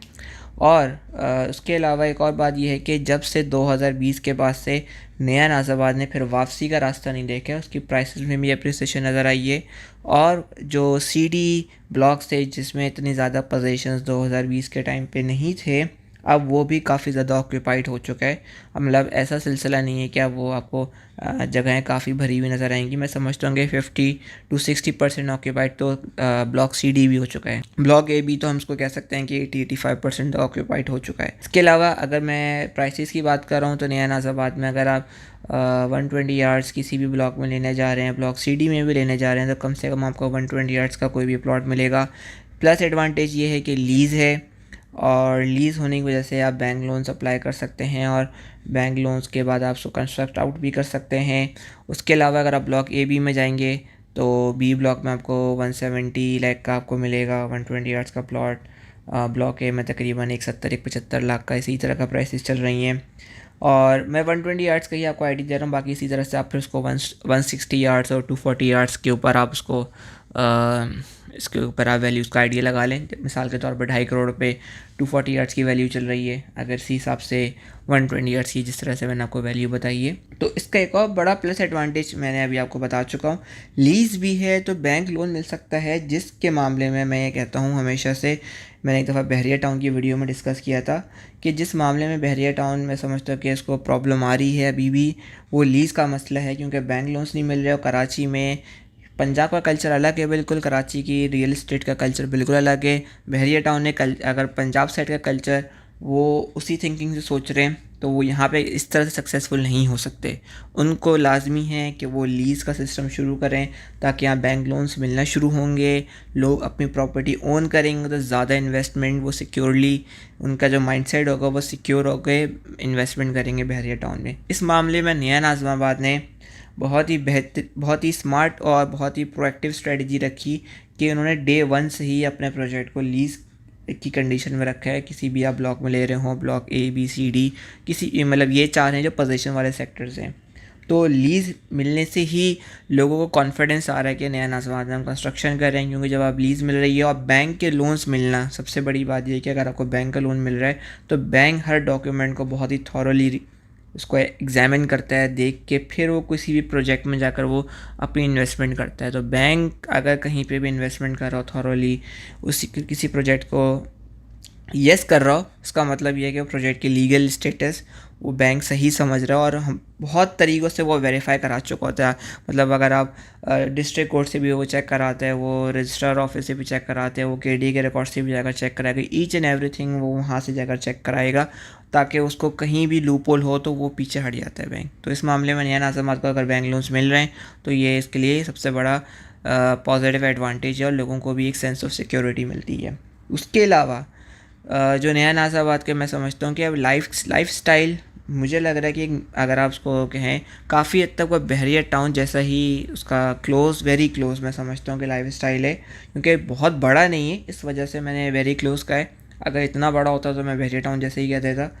तो बहरिया टाउन का जो एक और डिसएडवांटेज है कि वो शहर से दूर है। अब ये काफ़ी सारे लोग मुझसे कहेंगे नहीं शहर से दूर नहीं है, बिल्कुल ही करीब में ही है, लेकिन बहरहाल कराची की मेंटालिटी वाली या कराची का माइंडसेट जो भी आप उससे डिस्कस करेंगे वो समझते हैं कि बहरिया टाउन दूर है। उसका रीज़न ये है कि बहरिया टाउन के आपको मेन गेट तक नहीं जाना, आपको बहरिया टाउन के मेन गेट से अंदर ऑल द वे फिर आगे तक जाना है, अली ब्लॉक जाना है या कहीं भी जाना है, आपको किसी भी प्रीसेंट में जाना है आपको, तो उसमें आपका टाइम ड्यूरेशन बहरहाल आपकी कैलकुलेशंस चल रही होती हैं, तो वो एक उसके मामला आपको नज़र आते हैं। तो वो लोग पहले सोचते हैं हमें बहरिया से निकलना है, फिर बहरिया से निकल कर हमें ऑल द वे कराची की तरफ ट्रैवल करना है। तो ये सब चीज़ें हैं। इस मामले में नया नाज़ाबाद बहुत ज़्यादा लिक्विडेटिव है, बहुत ज़्यादा लोगों को उसमें कन्वीनियंस है।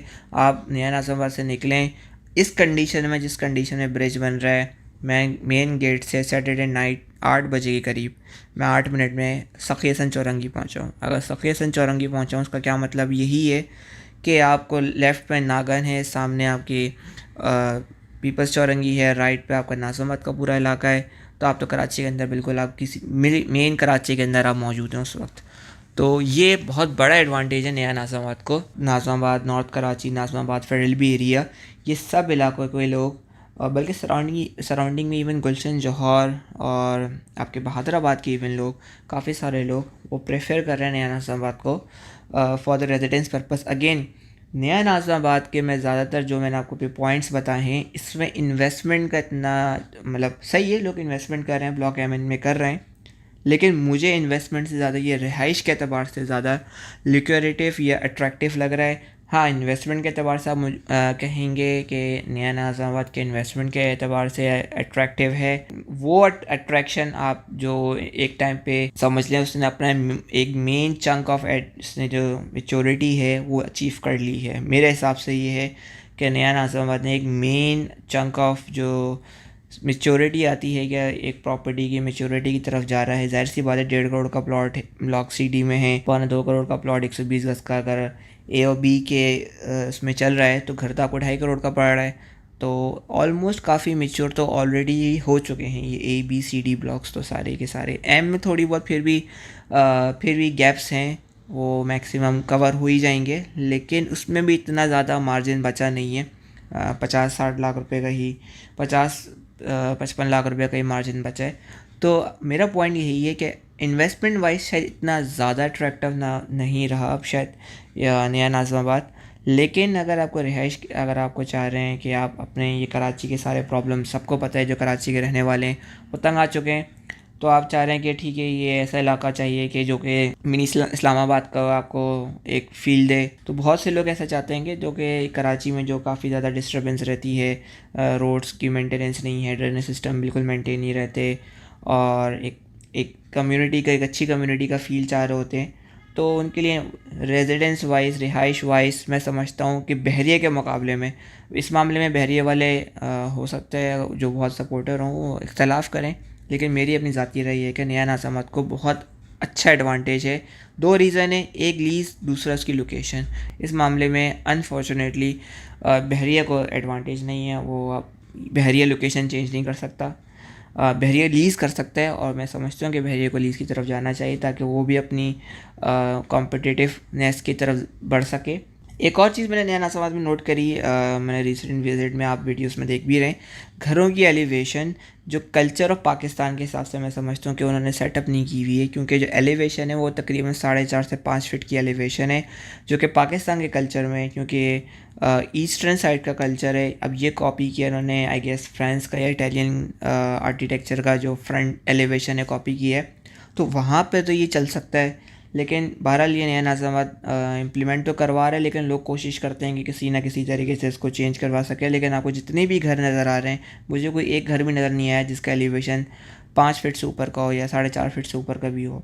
तो इस मामले में बहुत सारे लोग, मैंने जब भी डिस्कस करता हूँ नया समाज को, तो वो तारीफ़ करेंगे बिल्कुल, लेकिन उनका एक जो पॉइंट कंसर्न यही होता है कि वो एलिवेशन, क्योंकि वो समझते हैं कि पर्दे और बेपर्दगी का मामला होता है, तो वो ये चाहते हैं कि एलिवेशन अगर बेहतर हो, मतलब ये कि इतनी हाइट दीवार की हो कि 6 फुट या 6.5 फुट भी हो, तो इनका जो मेन अचीवमेंट है या पर्पज़ है वो पर्दे का मामला वो हो जाएगा।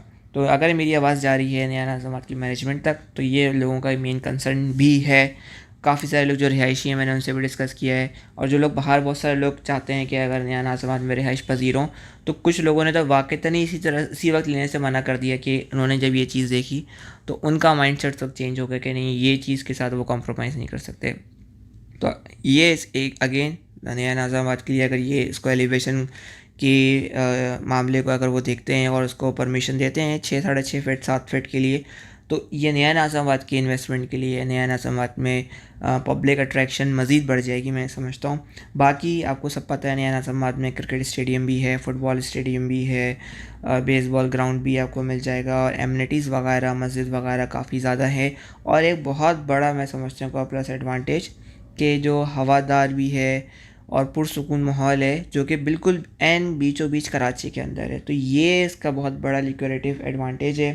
उम्मीद है दोस्तों ये आपको वीडियो नया नाज़ाबाद के अतबार से पसंद आई होगी। अपनी कीमती राय का इज़हार कमेंट सेक्शन में आप ज़रूर कर सकते हैं। अगर आप नया नाज़ाबाद के अतबार से आप चाहते हैं, कोई आपको रिक्वायरमेंट है या सेल परचेज़ करना चाहते हैं, तो आप हमें दिए गए व्हाट्सएप नंबर पर भी रब्ता कर सकते हैं। तो इंशाल्लाह मेरी भरपूर कोशिश होगी कि मैं आपको इंशाल्लाह मैं जितनी हद तक कोशिश होगी कि मैं आपको आपके जवाबात दे सकूँ। अगली वीडियो में मुलाकात करते हैं, तब तक के लिए अल्लाह हाफ़िज़, अस्सलामु अलैकुम। अस्सलाम वालेकुम दोस्तों, प्रॉपर्टी की दुनिया में आपको खुशामदीद। दोस्तों मैं रेहान सईद, और आज मैं आपके सामने तेसा टाउन सेक्टर 30 के साथ जो चैपल ऑफ बेंगलोज हैं, वो आपके सामने मैं अपनी वीडियो में लेकर आया हूँ। और चैपल ऑफ बेंगलोज तेसा टाउन सेक्टर 69 के अंदर वाक़ है, और रेडी बेंगलोज हैं, और 120 यार्ड्स, 160 यार्ड्स, 200 यार्ड्स और 240 यार्ड्स की कैटेगरीज अवेलेबल हैं। तो वीडियो शुरू करने से कबल आपसे दरख्वास्त है, मेरे चैनल को ज़रूर सब्सक्राइब कर लें ताकि आने वाली मज़ीद इन्फॉर्मेटिव वीडियो से आगाह होते रहें। तो नाजरीन, सेक्टर 69 चैपल ऑफ बेंगलोज जो है वो तेसा टाउन के सेक्टर 69 में वाक़ है, और तकरीबन यहाँ पे जो रेडी बेंगलोज ही दे रहे हो, फिजिकल पोजीशंस का इन्होंने आगाज़ कर दिया है। अंडरग्राउंड इलेक्ट्रिक लाइंस हैं, आपको ये वीडियो में नज़र आ रहा होगा, और मीटर्स इंस्टॉल हो चुके हैं इलेक्ट्रिसिटी के, और फिनिश कंडीशंस में ये करके दे रहे हैं। तकरीबन जो मेरी मालूमात के मुताबिक अराउंड 25 से 30 फैमिलीज ने फिजिकल पोजीशन के लिए अप्लाई कर दिया है, और वो पोजीशन के लिए जो चीज़ें, जो फर्दर डॉक्यूमेंटेशन और जो कंप्लीट करना होता है फिनिशिंग वर्क, वो जारी है। और उसके बाद ये लोग आफ्टर 15-20 डेज या इस महीने के अंदर ये लोग फिजिकल पोजीशंस उन फैमिलीज़ को देना स्टार्ट कर देंगे। अच्छा, चैपल ऑफ बेंगलोज अगर आप देखते हैं तो इसके अंदर जो 120 यार्ड्स है, सिंगल स्टोरी ही सिर्फ, वो अगर ऑल यूटिलिटीज़ के साथ वो 1 करोड़ 20 लाख रुपए का दे रहे हैं। तो अगर आप सिंगल स्टोरी कंस्ट्रक्शन 30 लाख रुपए की काउंट करते हैं सिंगल स्टोरी की, तो उस हिसाब से 90 लाख रुपए का बेसिकली प्लॉट 120 यार्ड्स का चैपल ऑफ वाले दे रहे हैं। और इसी तरह से अगर आप 120 यार्ड्स 1 यूनिट पे जाते हैं तो 1 करोड़ 35 लाख, 1 करोड़ 40 लाख पे दे रहे हैं। इसी तरह से आप 160 यार्ड पे जा रहे हैं 1 यूनिट पे, तो 1 करोड़ 60, 1 करोड़ 65 लाख पे ये विद ऑल यूटिलिटीज़ के साथ दे रहे हैं। इसी तरह 200 यार्ड्स पे अगर आप जा रहे हैं 1 यूनिट, तो वो आपको दे रहे हैं 2 करोड़ 10 लाख, 2 करोड़ 12 लाख, 15 लाख, इस तरह से दे रहे हैं। इसी तरह 240 यार्ड्स 2 करोड़ 80 लाख पे 1 यूनिट दे रहे हैं। तो प्राइसेस ये आपके सामने हैं, और आपके सामने उन्होंने एक मैं आपको आइडिया दे दिया कि प्लॉट की क्या वैल्यूएशन चल रही है। इसी के ही बिल्कुल बराबर में सेक्टर 30 है, जो कि मैंने आपको अपनी प्रीवियस वीडियो में। तो नाजरीन, कॉर्नर के ये लोग तकरीबन 3 लाख रुपए अराउंड एक्स्ट्रा चार्ज करेंगे। अगर 40 फीट रोड है तो 1,25,000 रुपये एक्स्ट्रा चार्ज कर रहे हैं। इसी तरह से अगर आप पार्क फेस वगैरह के 2 लाख रुपए एक्स्ट्रा चार्जेस वो लोग करते हैं चैपल ऑफ बेंगलोज वाले। तो नाजरीन, सेक्टर 61 के हवाले से भी मैंने आपको बताया था कि गौहर विलास वाले काफ़ी तेज़ी से ये लोग काम कर रहे हैं, और वहाँ पे 120 यार्ड्स के प्लॉट अराउंड 55 लाख के दे रहे हैं सेक्टर 61। और इसी के साथ ही चाइल्ड वालों ने भी बेंगलोज का या प्लॉट्स का सिलसिले का आगाज़ किया हुआ है। चाइल्ड के नाम से प्रोजेक्ट आया हुआ है, वो भी 35 लाख रुपए के अराउंड 120 यार्ड्स के प्लॉट्स दे रहे हैं। तो इसी तरह से जो अभी मैंने आपको चैपल ऑफ दिखाया, ये बहुत ही मैं समझता हूँ कि स्कीम 45 के अंदर ये काफ़ी बड़ा एक पॉजिटिव साइन है। इसको मैं मार्केट आउट नहीं कर रहा इस प्रोजेक्ट को, ना मुझसे सेल परचेज के लिए भी मैं आपसे कहूँगा, बट ये मैं आपको एक सिंबॉलिक या मैं आपको एक चीज़ दिखाना चाह रहा हूँ कि एक्चुअली स्कीम 45 में क्या हो रहा है और एक्चुअली यहाँ पे लोग की रिहाइश के सिलसिले और जो रिहाइश की तरफ का जो मामलात है उनका आगाज़ बिल्कुल हो चुका है। और अच्छी फैमिलीज़ मैंने देखा था कि उस दिन मैंने लास्ट संडे विज़िट किया है चैपल अप टाउन, तो अच्छी फैमिलीज़ ने विज़िट किया है, काफ़ी सारी फैमिलीज़ विज़िट कर रही हैं और प्लान आउट करेंगे यहाँ पे शिफ्ट करने के लिए। और लोकेशन ऐसी है कि बहरहाल आप उसको शायद हो सकता है शुरू के साल 1.5 साल थोड़ा सा बाहर निकलने में सन्नाटा हो, जैसे स्कीम 33 में होता था, लेकिन आहिस्ता आहिस्ता फिर वो भी इलाका बारौनक हो जाता है। तो चैपल हब के अंदर तो वैसे कोई इशू नहीं है सिक्योरिटी वगैरह के, और चैपल हब के साथ भी नाले वही चल रहे हैं जो सेक्टर 30 के साथ नाले चल रहे हैं। इसलिए मैं आपको सेक्टर 30 के हवाले से भी यही कह रहा हूँ तीसरा टाउन की, कि अच्छी इन्वेस्टमेंट अपॉर्चुनिटी मैं बज़ाहिर समझता हूँ कि है। और जिस प्राइसेस में मिल रही है, मैंने आपको गार्डन सिटी में भी बताया था कि ब्लॉक एच में वहाँ पे 80 गज जो है वो तकरीबन 28-29 लाख रुपए का है, और आपको यहाँ पे सेक्टर 30 में तकरीबन 11 लाख 11.5 लाख रुपए का मिल रहा है। तो ये सब चीज़ें मैंने आपको बेसिकली इंट्रोडक्शन दी हुई है। अच्छा, चैपल हब की ही मैं आज मेरा टॉपिक था, तो चैपल हब में आपने देख लिया होगा कि रोड नेटवर्क सारा कंप्लीट है और मस्जिद का काम भी मैंने जहाँ तक देखा था काफ़ी तक ये लोग कंप्लीट कर रहे हैं। और फिजिकल पोजीशन के लिए तकरीबन ये लोग 2 महीने का टाइम लेते हैं, जिसमें ये सारा बैंक लोग फिनिशिंग वर्क कंप्लीट करते हैं, फिर डॉक्यूमेंटेशन वगैरह जो भी प्रोसीजर्स हैं वो कंप्लीट करते हैं। बाकी जो मामलात हैं इलेक्ट्रिक का आपने देख लिया कि अंडरग्राउंड वायरिंग्स हैं, ये सबसे अच्छी बात है। ये मैंने साइमा के प्रोजेक्ट्स के अंदर भी देखा हुआ है, जैसे साइमा लग्जरी होम्स है, साइमा विला सुपर हाईवे है। साइमा विला सुपर हाईवे भी मैंने आपको शायद अपनी कुछ वीडियोस में इंशाल्लाह इसका मैं दिखाऊंगा, इंट्रोडक्शन करवाऊंगा।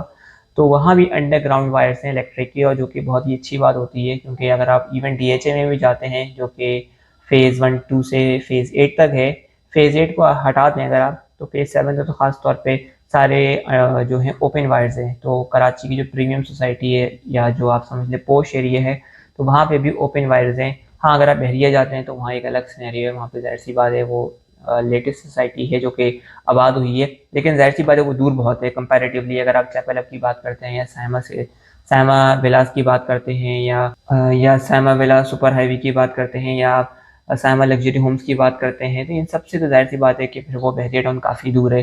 तो वो उस बेसिकली अगर आपको जो एक अपॉर्चुनिटी है या वो अगर आप अवेल करना चाहते हैं, तो ये कराची में नया नाज़ामात भी है।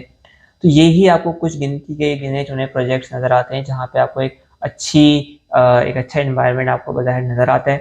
तो मैंने आपको कैटेगरी वाइज बता दिया। मैंने आपको बेंगलोर की जो है 120 यार्ड सिंगल स्टोरी, 120 यार्ड्स क्या कहते हैं 1 यूनिट, और 160 यार्ड्स 1 यूनिट, इनके अंदर से भी मैंने आपको रिकॉर्डिंग की हुई है वीडियो की, तो वो भी आप इसमें आपको वीडियो में नज़र आ जाएगी। वो मैं वीडियो के एंड में मैं आपको वो दिखा दूंगा कि जो लोग इंटरेस्टेड हैं कि किस तरह का आर्किटेक्चर डिज़ाइनिंग है और किस तरह से इन्होंने डिज़ाइन अप किया हुआ है। जो मॉडल विलाज हैं चैपल हब वालों के 120 यार्ड्स के सिंगल स्टोरी 1 यूनिट और 160 यार्ड्स 1 यूनिट के, तो वो आपको बेसिकली उसको देख के एक अच्छा आइडिया हो जाएगा कि कितना उन्होंने किस तरह से काम किया हुआ है, किस तरह से डिज़ाइनिंग की हुई है।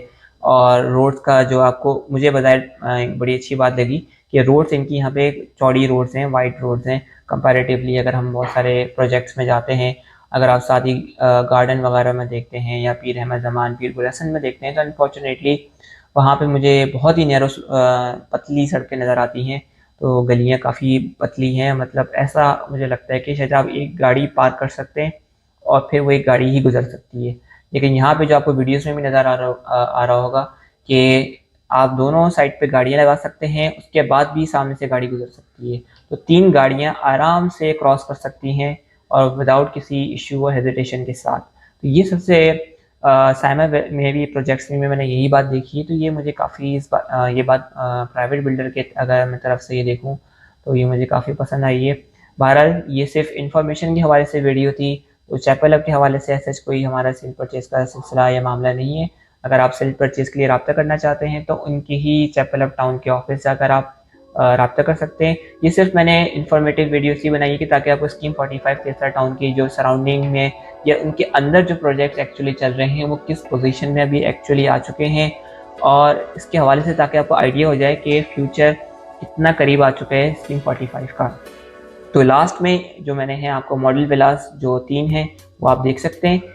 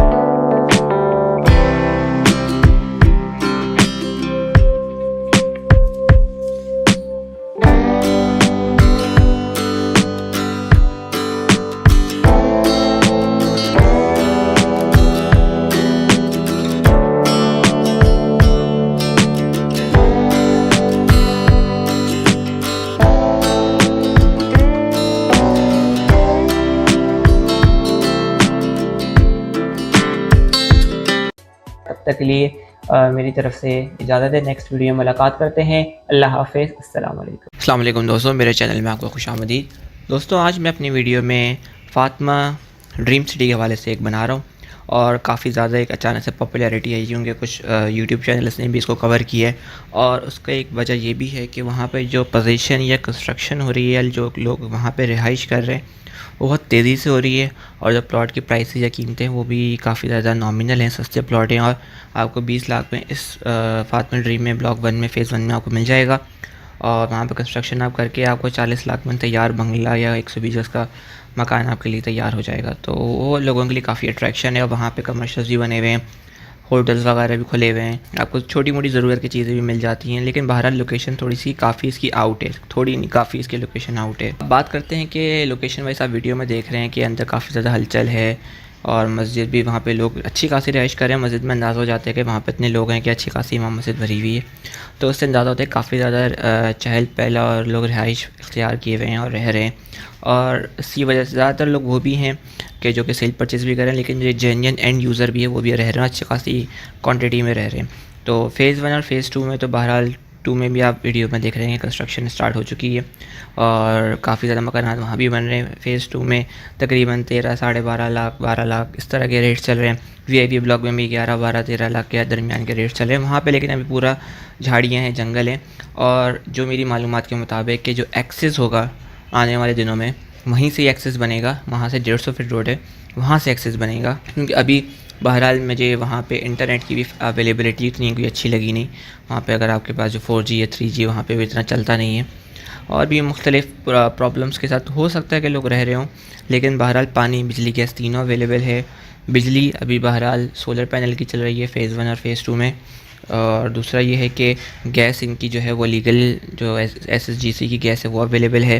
पानी की लाइन बिल्कुल लगी हुई है। पानी, बिजली, गैस सब चीज़ अवेलेबल है। अभी बिजली के लिए इनकी क्या इलेक्ट्रिक से बातचीत हो चुकी है। अभी तो फ़िलहाल मॉर्निंग टाइम या दिन के टाइम में तो सोलर पैनल चलता है और रात के टाइम पे जनरेटर चलता है। और तकरीबन 2 या ढाई घंटे की लोड शेडिंग होती है। और बिजली का जो यूनिट है अभी जो चार्ज हो रहा है वो 18 रुपये फ़ी यूनिट चार्ज हो रहा है, क्योंकि एक्सपेंसेस ज़्यादा हैं। अच्छा, बाकी जो गैस है वो तो SSG की लाइन है और पानी की लाइन भी अवेलेबल है, वाटर बोर्ड का कनेक्शन अवेलेबल है। बात यह है कि पानी, बिजली, गैस के साथ आपको ये ज़मीन मिल रही है, आप रिहाइश इख्तियार कर सकते हैं। आपको कमर्शियल्स भी अवेलेबल है, वहाँ पे आपको छोटी मोटी ज़रूरत ज़िंदगी की चीज़ें आपको मिल सकती हैं, बिल्कुल आप सेल परचेज़ कर सकते हैं। और दूसरी बात यह है कि इन्वेस्टमेंट पॉइंट ऑफ व्यू से भी, रिहाइश के अतबार से भी, साथ साथ इन्वेस्टमेंट पॉइंट ऑफ व्यू से भी बहुत तेज़ी से वहाँ पे लोगों को रिटर्न्स और अच्छे गेन मिल रहे हैं, जिसकी वजह से काफ़ी लोगों का एक इंटरेस्ट डेवलप हुआ है। ये मुझे तो साथी टाउन की एक रेप्लिकेशन याद आ रही है कि जिस टाइम पे साथी टाउन इसी तरह से आबाद हुआ था, तो उस वक्त तो लोग जाते हुए भी परेशान रहते थे कि कौन जाएगा वहाँ पे, कौन रहेगा। और ये आज से 15-16 साल पुरानी बात है, जब साथी टाउन इसी तरह से आबाद होना शुरू हुआ था और लोग एक दूसरे का मजाक उड़ाते थे, वाक़ईतन ऐसा मजाक उड़ाते थे कि अरे भाई वहाँ जाकर कौन रहेगा, रास्ते में हम स्नैचिंग हो जाएगी या रास्ते में इतना सन्नाटा अंधेरा है, कोई करीब में कोई इतनी चीज़ें नहीं है, तो कैसे लोग रिहाइश मैनेज करेंगे। लेकिन आज आपके सामने साथी टाउन है, भरपूर आबाद है, बैंक सब खुले हुए अंदर, पूरे A to Z कमर्शियल सब चीज़ें नियर बाय चीज़ अवेलेबल है। सुपर हाईवे से भी क्लोजेस्ट है कमर्शियल, बल्कि वहाँ पे तो बस भी चलती है। उस हवाले से ये पॉइंट ऑफ व्यू शायद मैं इसको बाई नहीं कर सकूँगा, लेकिन हाँ लॉन्ग टर्म आप पॉइंट ऑफ व्यू से देख सकते हैं। और साथ ही टाउन में आपके सामने कम से कम भी जो 120 गज़ का प्लॉट है, अब 90 लाख से कम का कोई प्लॉट नहीं है, वरना रेट्स तो सीधे प्लॉट के 1 करोड़ के आराम से टच कर रहे हैं ये लोग। और दूसरी बात ये है कि फ़ातिमा ड्रीम में अब मैं ज़रा लीगल पॉइंट ऑफ व्यू से बात करता हूँ कि ज़मीन की अभी लीगल स्टेटस क्या है। तो जो मेरी मालूमात के मुताबिक वो ज़मीन जो है, ये सर्वे ज़मीन मोरूसी कहलाती है, वो है जो कि अंग्रेज़ों ने अलॉट किया होता है, सबसे मजबूत तरीन ज़मीन पाकिस्तान की कहलाती है। अब सर्वे ज़मीन तो बहरहाल है या और मोरूसी ज़मीन बहरहाल है, और इसी की बुनियाद पे बिल्डर ने पोजीशन दिए हैं, कंस्ट्रक्शन स्टार्ट हुई है, पानी और गैस के कनेक्शन हुए हैं, बिजली का भी कनेक्शन का ऑन प्रोसेस काम है। लेकिन SBCA की तरफ से ना कोई अभी तक फ़िलहाल मुझे NOC नज़र आई है, ठीक है। और अभी सुनने में आ रहा है, ये मैं कोई कंफर्म बात नहीं कह रहा, कि शायद NOC आ जाएगी तो ये लीज़ और सब लीज़ का प्रोसेस स्टार्ट होगा। लेकिन लीज़ तो जब मिलती है कि जब SBCA NOC देता है फॉर मार्केटिंग, फॉर सेल्स के लिए, फिर वो पूरा एक टाइम पीरियड शेड्यूल देता है कि आपको इस टाइम पीरियड शेड्यूल में आपको ये प्रोजेक्ट कंप्लीट करना है। 2.5-3 साल 4 साल का अर्सा देता है, पहले फिर आकर विज़िट करते हैं, तो फिर आकर फाइनल NOC लीज़ के लिए मिलती है, वो MDA फिर आप उसको लीज़ करना शुरू करते हैं। प्रोजेक्ट की सब लीज़ देना या लीज़ देना शुरू कर देता है। तो इस मामले में मैं थोड़ा सा हैरानकुन मेरे लिए बात है, और मैं थोड़ा सा सरप्राइज़ मेरे लिए एलिमेंट है कि ठीक है सर्वे ज़मीन है, उसको कोई छेड़ नहीं सकता, लेकिन बहरहाल एक हाउसिंग सोसाइटी बनाना, एक हाउसिंग प्रोजेक्ट बनाना बगैर एसबीसी के इन्वॉल्वमेंट के फ़िलहाल अभी तक नज़र नहीं आ रही, क्योंकि ये पूरा आबाद हो चुका है। फ़ेज़ 1 तो फातिमा ड्रीम का पूरा आबाद हो चुका है, और मुझे वहाँ पे एसबीसी का कोई भी एक डॉक्यूमेंटेशन नज़र नहीं आ रही है। तो ये मेरे लिए बड़ी हैरानकुन बात है कि बग़ैर इसके डॉक्यूमेंटेशन के कनेक्शन भी लग गया, गैस का, पानी का भी कनेक्शन लग गया है, बिजली के कनेक्शन की बात हो रही है। भले मौरूसी ज़मीन है, ठीक है, सबसे मजबूत तरीन ज़मीन कहलाती है पाकिस्तान की, लेकिन जो कंट्रोलिंग अथॉरिटी होती है हाउसिंग की वो एसबीसीए ही है सिंध में। भले आप उसको करप्ट कहें जो भी कहें, लेकिन उसकी एनओसी होना एक लाजमी चीज़ है। उसी की बुनियाद पर लीज़ मिलती है, उसी की बुनियाद पर बैंक लोन्स देते हैं। अभी तक फातिमा ड्रीम में बहुत लोगों ने कोशिश की मेरी मालूमात के मुताबिक कि बैंक्स लोन्स नहीं दे रहे, उनका लीगल डिपार्टमेंट मना कर देता है कि हम इसके लिए आपको लोन नहीं दे सकते। उसका रीज़न यही है कि भले मौरूसी ज़मीन है, लेकिन एसबीसी की तरफ से कोई भी अभी तक डॉक्यूमेंटेशन या कार्रवाई या कोई अप्रूवल या कोई एनओसी वगैरह इशू नहीं हुई है। और एनओसी मिलने का प्रोसेस काफ़ी टाइम टेकिंग प्रोसेस होता है, 2-3 साल लग जाते हैं। तो सिर्फ सेल की एनओसी मिलती है, इसके बाद फिर आगे फर्दर एनओसी करते करते फाइनल एनओसी जब मिलती है, जब प्रोजेक्ट कंप्लीट हो जाता है। तो यहाँ पर तो स्टेटस ही उल्टा है कि प्रोजेक्ट पहले से रेडी है, और अभी तक सेल की एनओसी भी एसबीसी की मुझे अभी तक नज़र नहीं आई ना। मैंने काफ़ी लोगों से मालूमात भी करने की भी कोशिश की, तो ऑफ़िस में भी मैंने यही जाना है कि सर्वे नंबर मिल जाता है आपको, आप जाके डीसी ऑफ़िस वहाँ जाकर वेरीफाई करा लें आप, तो आपको ये कायदाबाद की तरफ है, वहाँ जाकर आप वेरीफाई करा लें, तो उसकी बुनियाद पर सेल परचेज़ हो रही है। तो ये थोड़ा सा लीगल पॉइंट ऑफ व्यू से मैंने आपको इस हमारे मामले में भी आगाह कर दी है, और लीगल पॉइंट ऑफ व्यू से मुझे थोड़ा सा बहरहाल कोई इशू नहीं है, लेकिन इसमें एक मसला मुझे नज़र आ रहा है। सारी जो पावर्स हैं या कंट्रोलिंग पावर है सारी बिल्डर के पास है।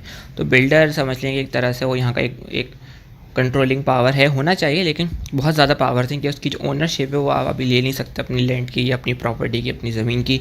आपको ओनरशिप नहीं मिल सकती। आप वही बहरिया वाला स्टाइल है कि अभी फ़िलहाल वही बहरिया वाला स्टाइल है कि बिल्डर कंट्रोल कर रहा है सारी चीज़ें। ज़मीन को भी, ज़मीन का मालिक भी बिल्डर ही है, आपकी ज़मीन का मालिक भी बिल्डर ही है, भले बिल्डर ने आपको सेल कर दी है। और बिल्डर की परफॉर्मेंस इस मामले में बहुत अच्छी है, इस मामले में कोई दो राय नहीं है कि बिल्डर ने बहुत अच्छी परफॉर्मेंस दी है पोजीशन के मामले में। और बिल्डर का पहला प्रोजेक्ट है ये, बिल्डर फर्स्ट नया बिल्डर है, तो नए बिल्डर्स को ज़्यादातर अपने पहले दूसरे प्रोजेक्ट की काफ़ी ज़्यादा उनको फ़िक्र भी होती है कि हम जल्दी डिलीवर करें, जल्दी लोगों को आबाद करें, कनेक्शंस पानी बिजली गैस के दें, ताकि उनकी जो रेपूटेशन है बहुत अच्छी बिल्टअप हो। जैसे जीएफएस ने भी किया है, नॉर्थ टाउन से स्टार्ट किया उन्होंने, फिर हम मली टाउन में भी यही काम कर रहे हैं। लेकिन बहरहाल बगैर एसबीसी के लीगल होना तो बहुत बड़ा मुश्किल और प्रॉब्लम है, क्योंकि हाउसिंग सोसाइटी को कंट्रोल करने का काम एसबीसीए का है, बिल्डिंग कंट्रोल करने का काम एसबीसीए का है। उसके बगैर थोड़ा सा डाउट है, उससे बिल्डर बहुत पावरफुल हो जाता है, क्योंकि बिल्डर के पास अभी भी लैंड की ओनरशिप है, लैंड की ओनरशिप, ज़मीन की ओनरशिप वहाँ के परचेज़र के पास नहीं है। तो ये बड़ा एक मसला है। तो अगर आपको ट्रस्ट है कि बिल्डर ऐसा नहीं करेगा कि आपके साथ कोई नाइंसाफ़ी करे या कहीं डेवलपमेंट चार्जेस लगा दे या कोई ऐसा नाइंसाफ़ी वाला काम आपसे कर दे कि जिसकी वजह से आपको पैसे देने पड़ जाएँ या बहुत सारे पैसे देने पड़ जाएँ, अगर आपको इतना इत्मीनान है, उतना यकीन है बिल्डर के मुतालिक, और मैंने सुना है रेपुटेशन बिल्डर की बहुत अच्छी है, लेकिन आपको ख़ुद भी एक दिली इत्मीनान और रिसर्च और तहकीक करनी पड़ेगी। उसके बाद आप जाके आप यहाँ पे इन्वेस्ट करें, या रहने के लिए अगर आप रहना सोचना चाह रहे हैं तो आप सोच सकते हैं। क्योंकि ये थोड़ा सा मामला ऐसा है कि भले ही बिल्डर कितना ही नेक दे लो, क्योंकि आने वाले दौर में अगर उनके बच्चे आते हैं या कोई भी कंटिन्यू करता है इस प्रोजेक्ट के एज ए बिल्डर के तौर पे, तो वो अब किस तरह का है वो हमें नहीं पता, किस तरह का है अगले 10-15 सालों के बाद। तो ये एसबीसी की एनओसी अब ये है कि सुनने में आ रहा है कि लीज़ मिलेगी। लीज़ तो जब भी मिल सकती है कि जब एसबीसी की एनओसी आए। तो ये समझ लें कि 4-5 साल का मुझे ये प्रोसेस लगता है। अगर ये लीज़ में जाता भी है फातिमा ड्रीम सिटी, तो मुझे 4-5 साल का कम से कम प्रोसेस लगता है। उसके बाद ये लीज़ पे जाएगा, और ज़ाहिर सी बात है जब लीज़ पे जाएगा तो ये रेट नहीं होंगे, इससे डबल हो सकता है, ट्रिपल भी रेट जा चुके हों, क्योंकि फिर उसको बैंक लोन्स भी मिलना शुरू हो जाएंगे, लोगों का ट्रस्ट लेवल भी बेइंतहा बढ़ जाएगा। बहरहाल लोकेशंस की काफ़ी आउट है, और एक्सेसिबिलिटी वाइज तो बहुत मुझे तो मुश्किल लगी। नेशनल हाईवे से भी और मलीड 15 से भी काफ़ी मुश्किल एक्सेसिबिलिटी, इतनी आसान नहीं है। मतलब अगर आपके पास गूगल मैप नहीं है तो आप नहीं पहुंच सकते, मालूम कर करके बहुत ही मुश्किल से आप घूम घाम के पहुंचेंगे। इंटरनेट की कनेक्टिविटी भी थोड़ा प्रॉब्लम है, तो पहुंचने में आपको प्रॉब्लम आ सकती है। लेकिन बहरहाल जब एक बार आप एंटर हो जाएं तो फिर आपको बिल्कुल लगता नहीं है कि आप किसी ऐसे रास्तों पे घूम घाम कर आए हैं, आपको बिल्कुल लगता है कि आप किसी शहर से कोई किसी इलाके के अंदर आप आ गए हैं, क्योंकि जितनी वहाँ रेल पेल और तेज़ी है, वहाँ पे कंस्ट्रक्शन ज़बरदस्त तरीके से चल रही है, लोग तेज़ी से बहुत मकानात बना रहे हैं। और ब्लॉक 2 में भी, फ़ेज़ 2 में भी वहाँ पे बहुत तेज़ी से कंस्ट्रक्शन चल रही है, मसाजिद बन रही हैं वहाँ पे बहुत तेज़ी से, और लोग पर्सनल इंटरेस्ट लेकर अपनी कंस्ट्रक्शन करवा रहे हैं। बिल्डर कभी नहीं कर सकता ऐसा कि हर किसी को पैसा देकर कंस्ट्रक्शन करवाने के लिए तैयार करा ले, क्योंकि हर किसी ने अपनी इन्वेस्टमेंट देखने के बाद या रिहाइश का फ़ैसला काफ़ी सोच समझ के करना होता है। 5-10 लोगों को आप 15-20 लोगों को करा सकते हैं, लेकिन अगर मेरे ख़्याल से वहाँ पे कंस्ट्रक्शन के एतबार से शायद 150-100 से ऊपर तो लाजमी मकानात बन चुके हैं आराम से, 150 के करीब आप कह सकते हैं उसको। तो इतना आसान नहीं है, वहाँ पे इतने ज़्यादा लोग सेल परचेज़ के लिए बैठे हैं, वहाँ पे आपको आइडिया होता है कि मिक्स कम्युनिटी भी है, कोई एक डोमिनेट नहीं है कि ये कम्युनिटी ज़्यादा वहाँ इन्वॉल्व है, मिक्स कम्युनिटी है। जैसे स्कीम 33 और स्कीम 45 में ज़्यादातर मिक्स कम्युनिटी आबाद हो रही है, वो तेज़ी से आबाद होने की वजह भी यही है।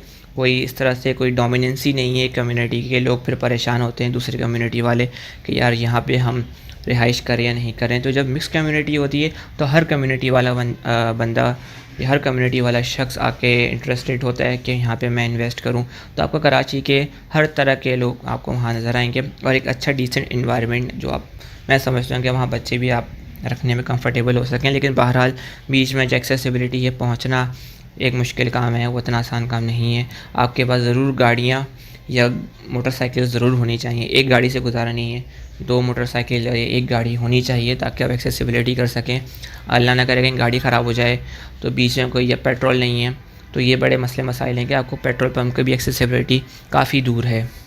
बाकी कमर्शियल वगैरह खाने पीने की चीज़ें, रोज़मर्रा की ज़रूरियात, छोटी मोटी मेडिकल शॉप्स वहाँ पे अवेलेबल हैं, तो आपका डेली का काम तो वैसे हो जाएगा। लेकिन बाकी मसाइल जो बड़े मसले हैं तो वो आपको इससे निकल के बाहर मैनेज करना पड़ेगा, और वो थोड़ा सा ज़्यादा डिस्टेंस पे आती हैं चीज़ें।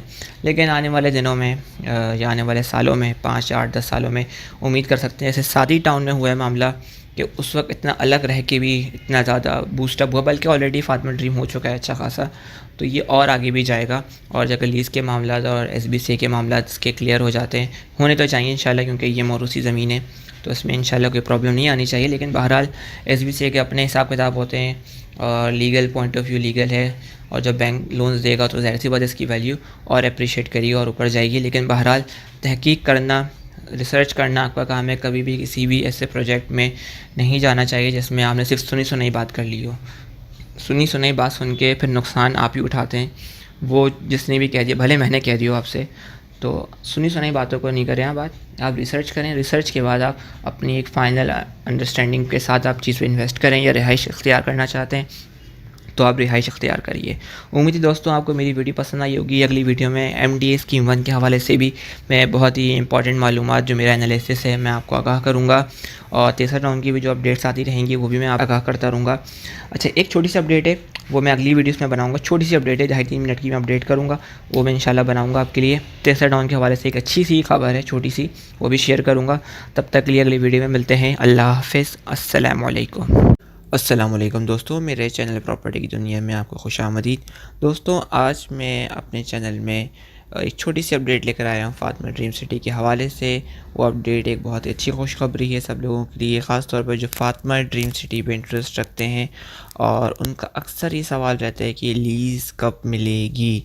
तो अभी आप जो स्क्रीन पे जो आप देख रहे हैं वो आप पढ़ सकेंगे कि लीज़ 14 अगस्त को एक तकरीब की जा रही है, यानी कि 2021 14 अगस्त को तकरीब की जा रही है, और इसमें तकरीब में लीज़ के डॉक्यूमेंट्स अलॉटीज़ के हवाले किए जाएंगे। यानी कि लीज़ देने का मतलब ये है कि बिल्डर अब पूरे राइट्स ओनरशिप अलॉटीज़ को ट्रांसफ़र कर रहा है।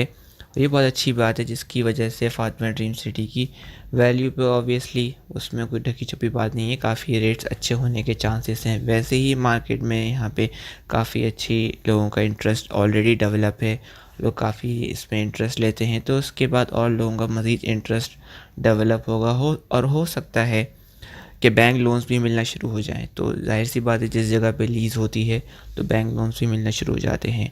तो फॉर्म 7 सर्वेलैंड की ज़मीन थी, ये फॉर्म 7 से फॉर्म 2 पे कन्वर्ट किया गया है, यानी कि कमर्शियल के लिए इसको कन्वर्ट किया गया है। और जब कमर्शियल फॉर्म 2 पे कन्वर्ट हो जाता है तो फिर आप सोसाइटीज़ को लीज़ करवा सकती है और इंडिविजुअल अलॉटीज़ को सब लीज़ दी जाती है। तो लीज़ के लिए तकरीबन गालिबन जहाँ तक मेरा इन्फॉर्मेशन है 4-5 लाख के करीब एक अलॉटी से लिए गए हैं फॉर द लीज़ के लिए लिए गए हैं। लेकिन इसकी वजह से जो एप्रिसिएशन की प्रॉपर्टी पर जो कंप्लीट ओनरशिप मिल जाएगी वो इनके लिए बहुत बड़ी एक समझ लें कि एक खुशखबरी और न्यूज़ है। और इस मामले में कि बहुत लोग परेशान होते थे कि फातिमा ड्रीम सिटी लीज़ क्यों नहीं है, क्या मामला है। हालांकि यहाँ पर तो गैस भी आ चुकी है और आप लोगों को पता है कि गैस आना किसी भी सोसाइटी में बहुत बड़ा टर्निंग पॉइंट होता है। बिजली से ज़्यादा बड़ी एक सोसाइटी के लिए अच्छी चीज़ होती है वो गैस का आना होता है। जैसे नया नाज़ाबाद है, अभी तक गैस नहीं आई है, ठीक है। आपके पास फातिमा ड्रीम सिटी में गैस है। साइमा लग्जरी होम्स ये जो आपके शाह फैसल पे है वहाँ भी अभी गैस नहीं है। तो गैस आना, इतने पुराने सोसाइटीज़ होती हैं जिनको 5-6 साल हो चुके होते हैं आबाद हुए, वहाँ भी अभी तक गैस नहीं आई है। लेकिन ये बड़ी एक ज़बरदस्त बात थी कि फातिमा ड्रीम सिटी में SSGC की गैस लाइन है, वाटर बोर्ड की पानी की लाइन है। बहरहाल के इलेक्ट्रिक नहीं आई है, वो भी खैर मैनेज कर रहे हैं लोग बहुत अच्छा। लेकिन बहरहाल के इलेक्ट्रिक भी बहुत जल्द इनकी कनेक्शंस लग जाएंगे। वो इतना बड़ा और मुश्किल काम नहीं है। के इलेक्ट्रिक इलीगल जगहों पे भी कनेक्शन लगा देती है, गोठों में भी कनेक्शन लगाती है, क्योंकि वो जब देखते हैं कि यहाँ पे उनको पैसे मिलेंगे, ज़ाहिर सी बात है जब बिजली बेचेंगे तो उनके लिए कोई इतना बड़ा वो इशू नहीं होता। बहरहाल तो अच्छा, ख़ास तौर पे ब्लॉक 8 की भी गालिबन बैलेटिंग है 14 अगस्त की तकरीब के अंदर ही नक्शा पब्लिश किया जाएगा और लोगों को उनके प्लॉट्स जिन्होंने लिए हुए हैं उनके प्लॉट्स की लोकेशन बताई जाएगी। तो बहरहाल ये फातिमा ड्रीम सिटी के हवाले से ख़बर थी।